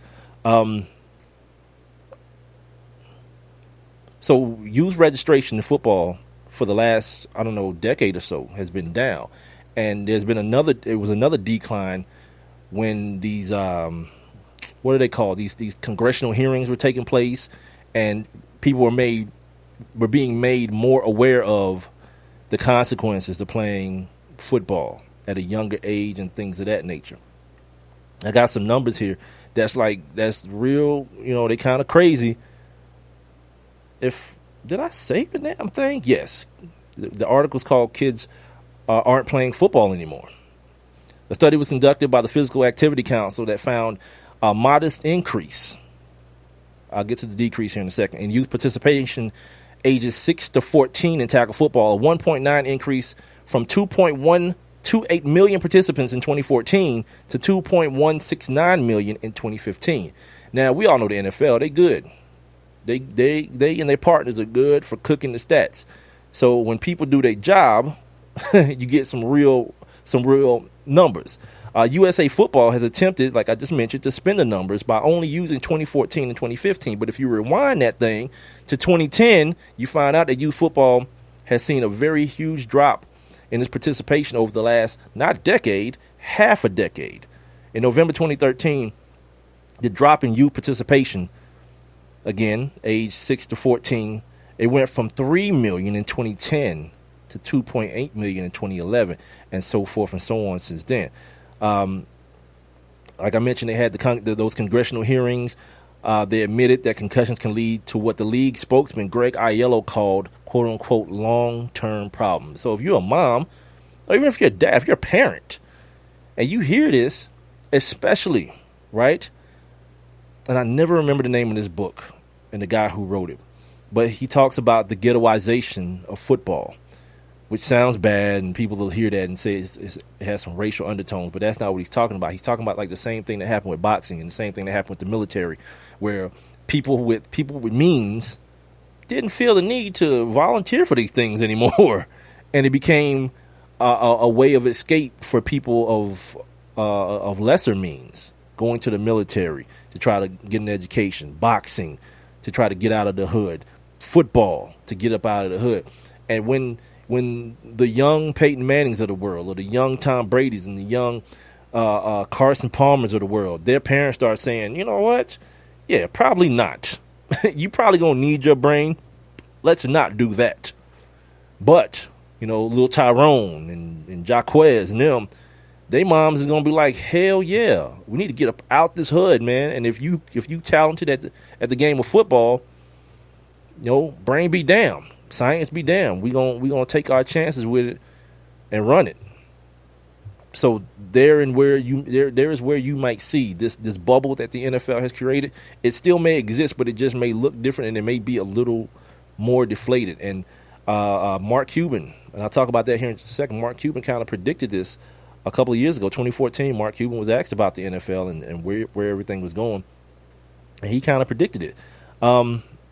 Some doctors spoke out. Dr. Robert Cantu, I guess he's known as the American concussion doctor. He recommended that nobody under the age of 14 be involved in collision sports because, you guys know about the frontal lobe and the development of the frontal lobe. I think in males, your frontal lobe doesn't fully develop until you're like 23, 24 years old. So if you're like 14 and 5 and 6 years old and up getting banged in the head, you wrecking your whole situation straight up. Dr. Stephen Miles and Dr. Shalendra Prasad, they advocate for the removal of youth football programs in public schools. Straight up, because of the dangers to the brain, the things that science is telling us about what kids are doing to their brains at earlier and earlier ages. The high school level has seen a drop in participation as well. But the thing that has seen an increase, flag football, up 8.7% to 1.669 million children aged 6 to 14. In 2015. And here's the thing. I've coached youth football, both tackle and flag football. There's a lot to be gained from a young kid playing flag football.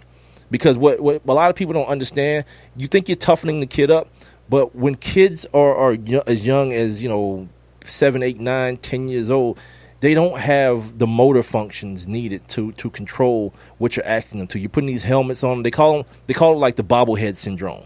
When you see these kids running and their heads are just bobbing everywhere because the helmet's so damn heavy. Yeah, because there are no children's helmets necessarily. They're still the same helmets that these grown men are wearing. Maybe they're smaller sizes, but they're the same materials and the same makeup. So the face masks are heavy and everything's heavy on it.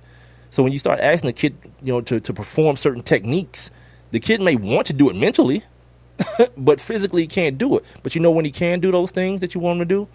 When he's wearing shorts and a T-shirt and 2 flags on him. You want to teach a big kid how to move his feet and block? Well, in flag football, you can't extend your hands to block, so you got to move your feet to stay in front of people.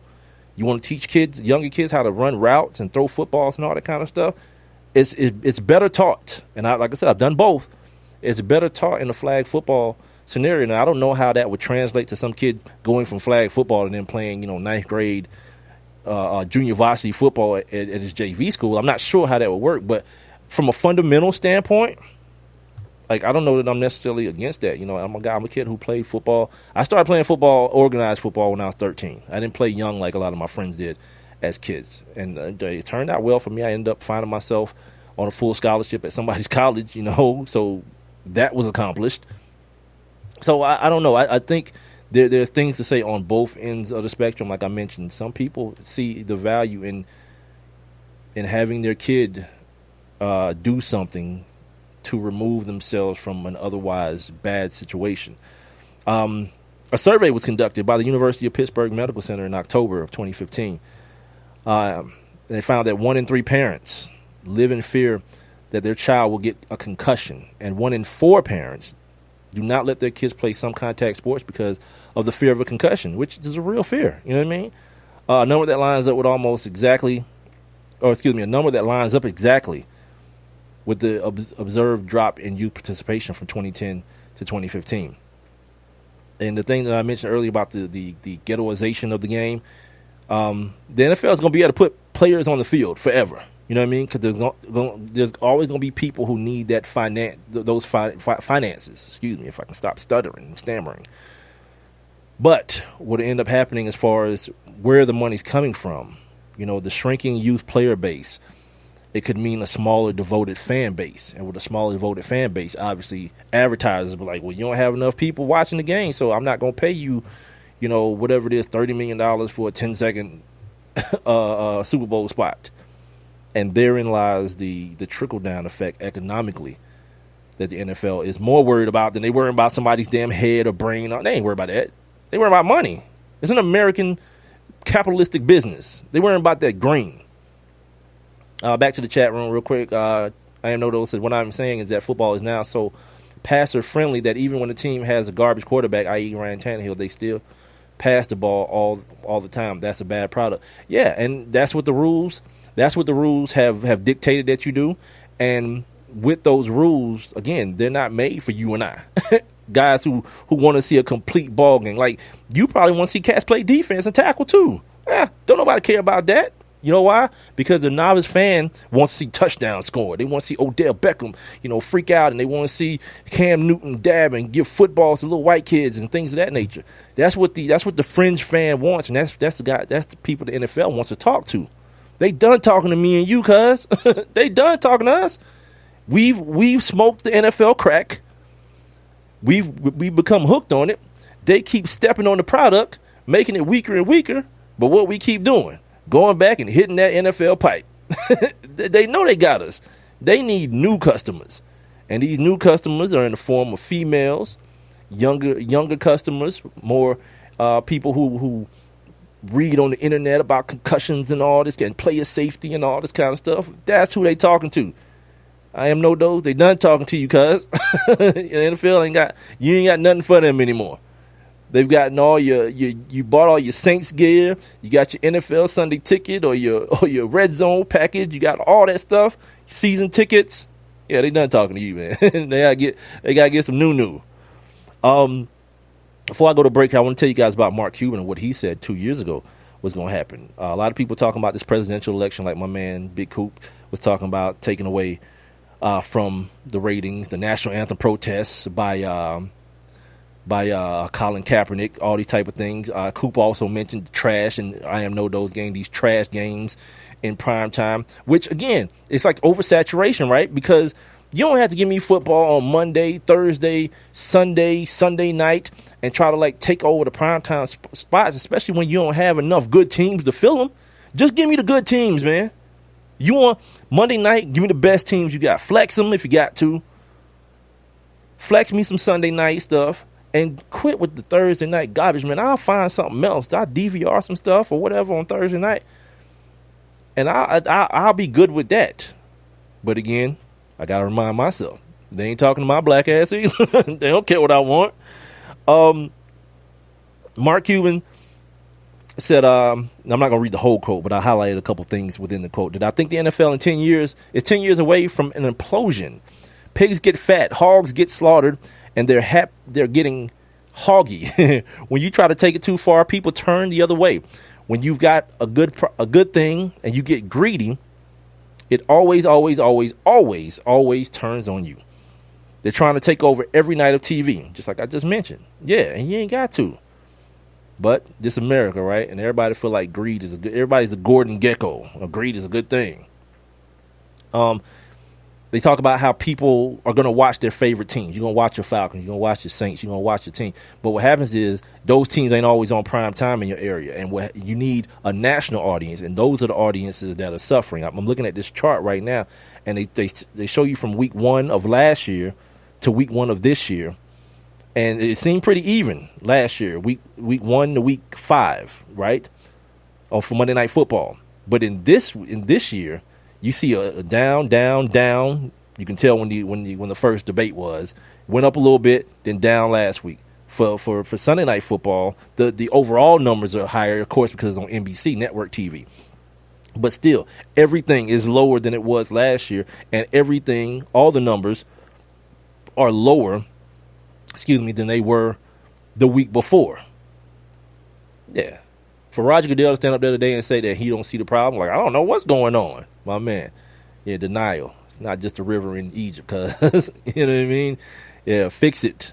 But he don't understand, I don't think, and what no one's going to want to understand is fixing it probably is going to involve taking some steps back and saying, you know what, this Thursday night thing might not have been the move. Nah. It is the One Mike with Big Mike show. I'm going to come back. I want to talk about 13th, the Netflix documentary, and some other stuff I might have seen on TV. It's a segment that I do called What You Looking At, but I just haven't created any imaging for it. It's just me saying what you're looking at and telling you guys what I'm looking at. We'll do it next on the One Mike with Big Mike show here on Spreaker.com, the Spreaker app. Tune in. We're live on TuneIn again. Thank you, Renee, for letting me know about that. And, of course, One Mike with BigMike.com. I have one question for you. Do you or someone you know run a business that could benefit from additional exposure? The One Mike with Big Mike show is currently taking on new sponsors and advertisers. One Mike with Big Mike is currently syndicated across 8 different online platforms, and your company's name could be heard and seen across all 8 as well. Let's get to work. Please send all inquiries to Mike at onemikewithbigmike.com. Thank you for listening. Thank you for your continued support. All I need is one mic. So you see, son, good manners are very, very important. Someday, many years from now, when you're a grown-up, you'll be a man. And when you are, you should be a gentleman. Do you want me to go through it one more time? Yes. Yes, please. Yes, please. Exactly.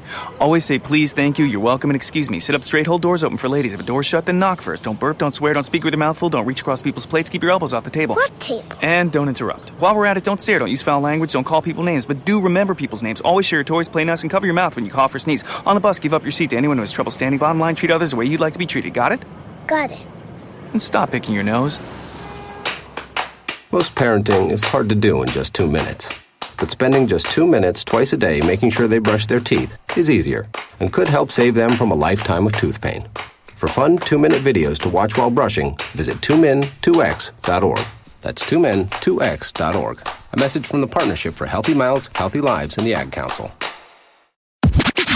And now, back to One Mike. What are we waiting for? Let's get to it. With Big Mike.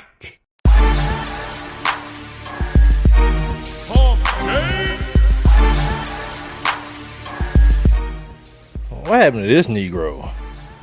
Trinidad James. That dude showed up looking like Jerome from Martin, and people fell all over themselves, and then just like they do. Did he get locked up or something? Because sometimes that's what happens with these rappers, right? They get locked up, and then you don't know what's going on. Like, Petey Pablo was locked up for like 4 years, and I found out about it when he was getting out of jail. I was like, oh, there you go. I thought Petey Pablo had just fell off. That dude went to jail on like a gun rap or something. Yeah, so anybody know about Trinidad? Is he in jail or dead or whatever? This is the One Mike with Big Mike show. Got about 27 minutes left in this episode. Thanks for joining me. Thanks for hanging out. And thank you. If you're listening to this on demand and you're not hearing me live still, man, thank you guys. The numbers, like, I wake up in the morning, again, it's like Christmas. I wake up in the morning and look at the old Spreaker, man. The Spreaker numbers are just jumping out the window, man. So hopefully we can, as we move into this second year of the One Mike. I didn't know if I was going to get to one. I'm going to be honest with you. I paid up for 1 year on Spreaker, and I was like, all right, let's see what happens. And if nothing, I'll just know I'm an idiot for even trying this thing. And maybe I should get back into radio. Speaking of getting back into radio, today I look at my phone. Reggie Rouse has now become your Facebook friend or whatever, accepted your friend request. I'm like, what the hell is going on? I don't work for this. I don't work for this cat no more. But I forgot. Renee has every one of my passwords. Like if my ID ever gets stolen, the investigation will be hella short. Renee has every password to everything I have. So I see Reggie Rouse, my former boss over at CBS Radio here in Atlanta, is now my Facebook friend. And I'm like, oh, whatever. Like we was cool. So, not like two other clowns over there, like Terry Fox and the clowns at 92.9. But me and Reggie always had a good working relationship. So it's cool. You know what I mean? I invited them to like the page and all that kind of stuff too, just like anybody else. Speaking of liking the page, I'm streaming live video on that joint right now, so you guys can head on over to One Mic with Big Mike on Facebook and check out my ugly mug. I got my LA Dodgers hat on. They about to take care of business against these Cubs, man. It's gonna be not a pretty sight up in the shot. My man Jason Goff's up there. It's not gonna be a pretty thing, man. These people got high expectations. Well, I don't know, because they might be like it is down here with the Falcons, all this trepidation, like, oh, when is it going to finally happen? When are they going to just disappoint us? Like my man, like Rob Calloway. Sunday might have been the turning point for the season. Like just that attitude of defeat. Like, oh man, this might be the end right here. That one call. If that one call shift your season, you weren't good in the first place. You don't need to be competing anyway. So there's that. You guys can still, get your thoughts in on what I'm talking about by either texting me at 404-902-8104. You can jump inside the live interactive chat room. You can jump in there by clicking on that little thought bubble on the streaming player if you're listening via Spreaker or the Spreaker app, or, of course, my website, One Mic with Big Mike. Shout out to Chris Perouse on Facebook checking in. What? You just on Facebook, Big Mike? Question. No, I'm on Twitter and Instagram too, Chris. I'm on same handle, One Mic with Big Mike. Renee, why can I only see a certain number of responses? Is something going on why I can't see the responses that was on here before? What's happening? Like, this is the stuff I do during my show. I get like social media, get my social media questions answered by Renee because I don't know how this stuff works. Like now it's only like two comments up here when there was a couple other ones that I was gonna get back to, and whatever, man. Damn social media. Anyway, you want to catch the show, any part that you may have missed, or you want to just tell your friends about it, that there's this idiot black dude in Atlanta that's talking about sports and all kind of other stupidness on this show every Monday, Wednesday, and Friday. You guys should check it out. Make sure you just go to iTunes, iHeartRadio, Stitcher, Google Play Music, YouTube as well. You can get the audio and the video, or the video, I should say, on demand on all those platforms. Subscribe to the YouTube page. Also subscribe to the Google Play Music and the iTunes as well. And yeah, continue to share this with your friends. And I appreciate you guys for doing that. I told you guys when I got back, I was going to talk about the Netflix documentary 13th. And maybe not the documentary itself, but kind of what it is. You know what I mean? What it is more than what's going on within it. If that makes sense. Renee is answering my question. She says, no, they show the responses as they were posted. It doesn't show the old questions. You have to go back to the exact point. So I have to like rewind to see. Oh man, that's tough. Yo, if you're listening and I didn't get to your comment or whatever on Facebook, I didn't know that's how it worked. I thought like I could just like go to it when I was ready to it and then see what the hell you're talking about, but apparently not. Apparently it's like time stamping.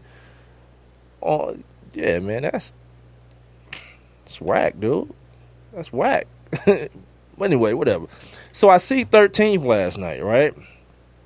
And I know I'm probably late on this, but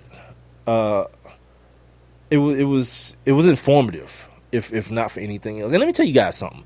Like, I see this kind of stuff, and I purposely look for things that I don't already know. Like, if you're one of these people who look at these type of things and you look at them through the lens of, well, I already know what they're going to say, you're doing it wrong, man. Because there's always knowledge to be gained. You know, and my mentor told me one time that if you find yourself being the smartest person in every room, you in the wrong rooms. You gotta put yourself in situations where there's knowledge to be gained. There's education to be had. And so I'm watching this documentary, and the one thing I didn't know, that after they said it, everything else just came straight into focus. Like, before it was even said in the documentary, it just came into focus. Like, I did not know that there was that that little bomb in the 13th Amendment. It's like one of those things that they used to put in these NFL contracts, that when they were trying to like sign somebody's player away, they would say there's a $2 million bonus. When the other team had to match the contract, they'd be like, there's a $2 million bonus if this person plays more than 13 games in the state of Minnesota. And that would be Minnesota's contract. Well, of course, Philadelphia Eagles can't match that contract, so you lose your player. Because you can't put in your contract, I'll give you $2 million if you play 13 games in the state of Minnesota when you play for Philadelphia. So those little bombs were I think they were outlawed now. But they used to be put in those NFL contracts when teams could match other teams' offers. And that's what the 13th Amendment is. When they abolished slavery, and this is something that I've been talking about forever. Like these parts of the game that get played, that we have no idea what level they're being played on. And I've always pointed to something like the concept of No Child Left Behind. You remember that program? No Child Left Behind. It sounds great, doesn't it? It sounds like, hell yeah. Oh, my damn child left behind. But it's far different. Like, after the fact, we all realized it was far different than what it was labeled as. All that meant is that we just gonna promote your dumbass kid and not teach him a damn thing. We just gonna promote him because he's 13 and he don't need to be in the 5th grade. And then you put the kid out on the street, and of course, all you doing is putting a criminal out there because he's not graduating from nothing. Hell no. The kid's going to be frustrated by the time he's in 8th grade and realize he only reads on a 2nd grade level, drop out, find something to do in the streets. And therein lies the creation of a criminal, right? So these little things like, okay, the 13th Amendment, it abolished slavery. Good, we all free. Really, though. Unless, of course, you're a criminal. And then there are no caveats to it. There are no caveats like, if you're a violent criminal, if you're a rapist or a murderer, those type of things. Whatever we want to pick you up for, jaywalking, we want to pinch you for littering, back to slavery with your black ass, straight up. And those things actually happen. And so then once that foundation was laid in the documentary, like everything opened up to me. Like so many of the things that I've been talking about, even without this knowledge. Like on this show, you guys have heard me talk about how, like, we still playing those same 1965 games. Put all your money in the black bank. Go only eat at black restaurants. Go march in the street when something bad happened. Meanwhile, there's this organization called ALEC, where like the Walmart people and the Allstate people and all these big, huge corporations, Verizon and all these huge corporations, are writing laws like minimum sentencing, laws like you get caught with the same amount of crack as you get caught with powder cocaine, you go into jail for 25 years for the crack and go into rehab if you Lindsay Lohan for the cocaine. But meanwhile, we feel like we're going to make a difference by putting all our money in the damn bank somewhere. That game's over. That whole bus boycott thing, it showed white people we got to move on from this. We can't let them get us like this again. But you know what keep happening, black folks?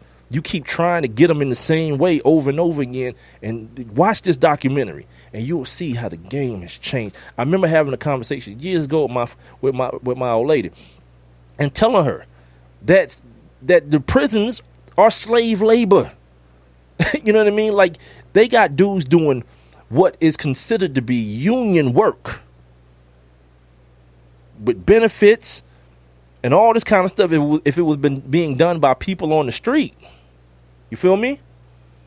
They got these cats doing the work for a couple cents a day, or just for the opportunity to get out of that 6x9 cell that they in, doing real ass work. You know what I'm saying? Harvesting crops, infrastructure stuff like roads, building firehouses and things of that nature for free, essentially. Yeah, where I'm from, and for what I know, that's called slavery, man. One of the points they made is that the prison system in this country is kept so in the dark. Like everything is just in this dark place to where once someone goes into the system or once somebody goes to prison, the rest of the world forgets about it. It's like, okay, that's where those people belong, so whatever. We ain't gonna worry about them no more. And so a lot of things just they get the piss poorest food. These companies are making hundreds of millions, billions of dollars, supposedly supplying these inmates with food and toiletries and things of that nature. Bob Barker, I don't know how many of you guys know this. Bob Barker owns one of the biggest companies that supplies prisons with toiletries and shampoo and all this kind of stuff. And you guys have heard me say on this show plenty of times that once my life, and I said it wrong now that I think about it. I was like, once my life became monetized, the game changed. That's what I was always saying. But by watching the documentary, guess what? My life has always been monetized in this country. Everybody who's looked like me from the first time a boat boarded an African and set sail for the American East Coast, a black life was monetized by white people. And for whatever, hook, crook, blood, death, whatever, white America is not and will not let that go. So my bigger point is, we're screwed. If you look like me, you're screwed. You know what I mean? And just like with anything else, there'll be a certain faction of us that find their way to what we may consider to be the other side. But I have a concept as it relates to that as well. And this is the One Mic with Big Mike show. If you're wondering what you're listening to and who this dude is, it's on this damn soapbox. It's me, and I'm here every Monday, Wednesday, and Friday on Spreaker from 7 to 9. I think about guys like Tyler Perry and Jay-Z, and especially a guy like Jay-Z, a dude who came from the street, who's now kind of rubs elbows with those dudes. Got the president. He talks about having the president on speed dial and those type of things. Like he represents something that America cannot fathom. Like being Lil Wayne. White America is cool with that, because Lil Wayne can have all the things that white people have, or the things that these luxuries, Versace and Lamborghinis and Bentleys, and have all those things, right? Because there's plenty of different ways to get those things. You can lease them, you can steal them. There's plenty of different ways to get those type of things and maintain those type of appearances. But the border, or I guess the stopping point, is at having the understanding, having the knowledge of where those things come from and how you continue to get those things, because then it becomes generational. You know what I'm saying? Like Bill Gates' kids are going to be successful. Warren Buffett's kids are going to be successful. These people who not only have things, but they have the roadmap to getting more of those things. That's why, like white America don't have no problem with talented black guys. Like LeBron. Like LeBron can go and tell a bunch of black kids, all you got to do is work hard and you can have what I have. Wrong. They can't. LeBron is a talent above many, many other things, right? That he had to come out of the womb with a lot of what he has. And I could work my ass off. You could work. 98% of the people on this planet could work their asses off and never become LeBron James. So the things that he's passing on to other people and the perspective that he's passing on to people is unattainable. What white boy can't be Donald Trump? A damn American con man. Literally was about to con his way into the damn White House. And it ain't even over yet. To be honest with you, I don't know what these stupid ass American people gonna be doing. Because apparently they need another debate. This one dude, I heard Bill Maher on Friday was talking about that dude who asked the question at the last debate, like, what do you respect? I guess his last name is Bone, right? And he was like, why the hell is this dude a damn celebrity? Because he's too stupid to be decided in a race between this maniac sociopath and Hillary Clinton? Yeah, he's an idiot. That's what he is. He ain't no damn celebrity, but we live in America and everybody else is stupid. So, you know what I mean? Why wouldn't you worship another stupid MFer? So, all that being said, the documentary 13th is not something to just be looked past. You know, I know all about the 13th Amendment and all. I know about what's happening in the prison system. Yeah, maybe. But there are other parts in it. And then here's the other thing that I advise you guys to do. Here's what I do. I take everything and I piece, I don't want to say stories together, but I piece the knowledge together. Like I was telling you guys about the Bastards of the Party. There's portions of that documentary that vibe and fill in blanks on this one and vice versa. There's another documentary called The Great White Hope, the War on Drugs, the American War on Drugs, I think is what it's called, The Great White Hope. Again, fills in some missing pieces that may not have been gotten to about the war on drugs and things of that nature. So you can take a bunch of little different, not little, but a bunch of different things. There's a PBS special that I saw one time. Halle Berry actually narrated it, and it's talking about the black men that went and fought for the country in Vietnam and World War I and World War II, and how they were treated when they came back to America. Like all those things, and you just push them together in a pile, and you'll realize, man, that you have a greater understanding for a lot more than you thought you had before you did that. But for anybody, because I saw this today, man, you know, it was boring. I fell asleep. I saw it on Twitter or on Instagram or not. What is it? Facebook today. That can't be a thing. You know what I mean? Like if you want to know what's happening, or maybe you don't, because for some, it may crush that internal hope that you have that things are going to get better. You know what I mean? Like people got they Facebook posts. I believe that God is going to bring us through this, and my God is strong enough to do this and all that. And because I'm a jerk, and sometimes I fall in the jerk mode and I can't just scroll past things. Yeah, I did. I replied to the post. I was like, well, what the hell he waiting on? What he been waiting on? It's been hundreds of years. And black people, if anything, is taking like a micro step forward in this country. Straight up. And you still believing that some mythical creature is going to pull you out of this bad situation? Like, does anybody am I the only one that looks at that situation and realizes that was the trick that was played on you and the people that look like you from the very beginning? Because think about it rationally. Like, how would you get someone outside of beating their brain? Because eventually you can beat somebody for only so long, right? So what mental trick would you play on somebody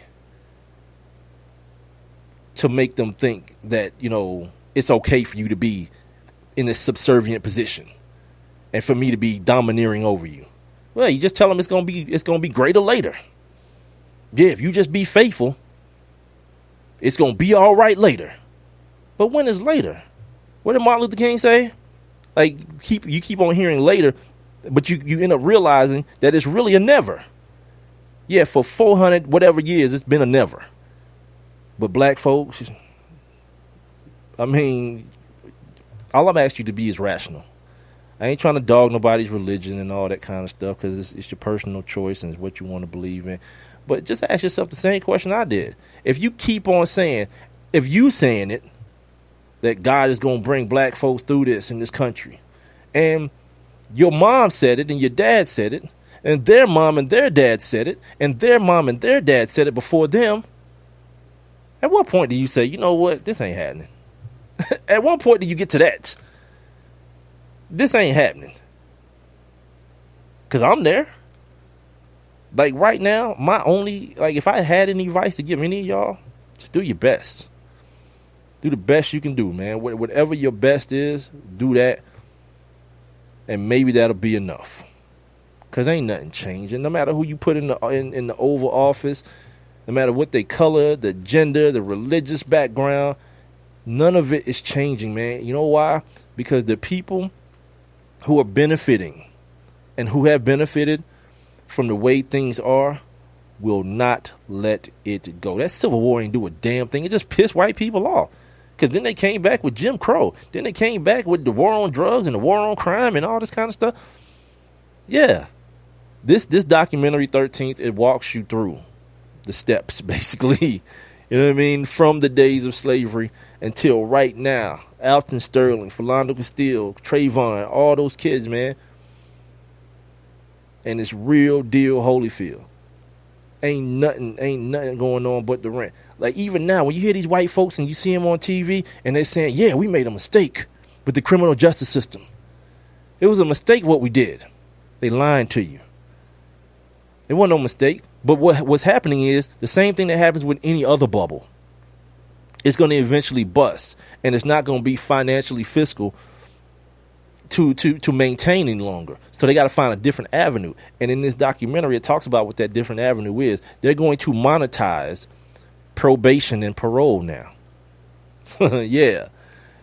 So give you the appearance of freedom while still being incarcerated and still making money off your black ass. The game don't change, man. The game ain't stopping. It's just changing and it's just morphing.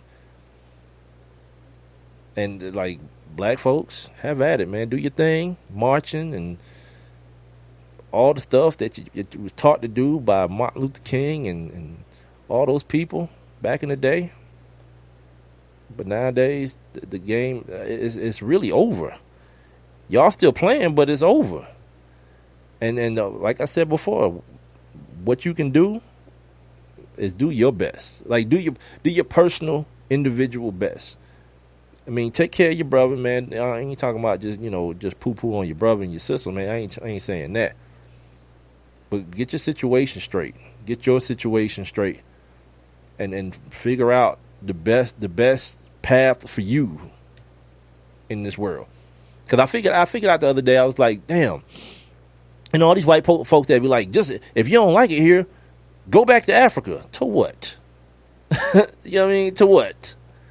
Like, we the ones without a home in this country. Think about that. Like, we don't know, none of y'all don't know your native language. You don't know where you're from. Of course, you got like Ancestry.com and all that. But if you read the fine print on that, there's percentages of error. They can't tell you exactly. You know, it's cool and it's a cute commercial and all that, but it's not as precise as they make it seem like on the commercial. You know what I mean? Like, as black people, we are lost people. Like, we've been thrusted into something and then asked at a certain point to figure it out. You've been slaves, now you free. Figure it out. You know what I mean? And then in hundreds of years, it still ain't happened, man. So when you get a chance, I want to wrap this up and get up out of here, get on over this hump. Check out 13th on, I'm going to look at it again, as a matter of fact. I told Renee this yesterday because I want to actually look at it again and make sure that I caught all the things that maybe I may have missed or something like that. I want to make sure I have the details to what. So if I do have a conversation with somebody again about this, I want to actually be accurate in what I'm saying about it. You know what I mean? So I suggest you guys do the same thing. My man, I Am No Dose, said he checked it out as well. He ain't really chime in on what I'm saying. So, you know what I mean? Maybe I'm just total off base, man. Maybe like tomorrow I'll wake up and, you know, everything will be cool. White folks, black folks, everything will be kumbaya. I don't think so, but, you know what I mean? Maybe I'm off base. Maybe it's my pessimistic nature that's telling me that, you know, it's just, you know, it just, this country hates me, man. You know, it hates my black skin. My black skin is my crime in this country. And it ain't no, I can't shake that feeling unless something definitive happens to change that reality. My perception is going to be what it is, man, that this country just hates my black skin. And it's turned me, just me being me, into a crime. That's going to do it, man, for the Hump Day edition of the One Mic with Big Mike show. Appreciate you guys joining me. My man, Big L, I Am No Dose, of course, Renee Cooper, who's in the chat room. All the folks that chimed in here on the Facebook. Sorry, I can't see my man from Italy. I can't see the comments anymore to shout your names out. So sorry about that, but I appreciate you guys all the same. If you're listening to this on demand, I appreciate you downloading and streaming it or whatever you're doing. If you're listening right now, you didn't get a chance to catch the entire show. My man Matt Lutovsky came on like he does every Wednesday and talked to me about this fantasy football situation. You guys got some fantasy stuff you want to know about? First, follow him on Twitter at @mlutovsky. And then you can always go get the show on demand. This show, Spreaker.com, the Spreaker app, as well as TuneIn, the app, OneMicWithBigMike.com, iTunes, iHeartRadio, Stitcher, Google Play, and YouTube. The show is on demand on all those outlets. The video, of course, and audio is available on YouTube, so you can go ahead and rock that out as well. Make sure you guys are following me on Twitter and Instagram at the number 1 MICWITHBIGMIKE. And make sure you keep this number. Like, lock it in your phones, my text number. And you guys need to start using it too. 404-902-8104. We'll come back Friday. Trying to work on some guests for Friday. Or a guest for Friday. But if not, you'll just be stuck with my ignorant ass. How about that? So we'll come back Friday. We'll try to do it better. The One Mic with Big Mike show. Appreciate you guys for hanging in there with me. And that's it, man. Friday it is.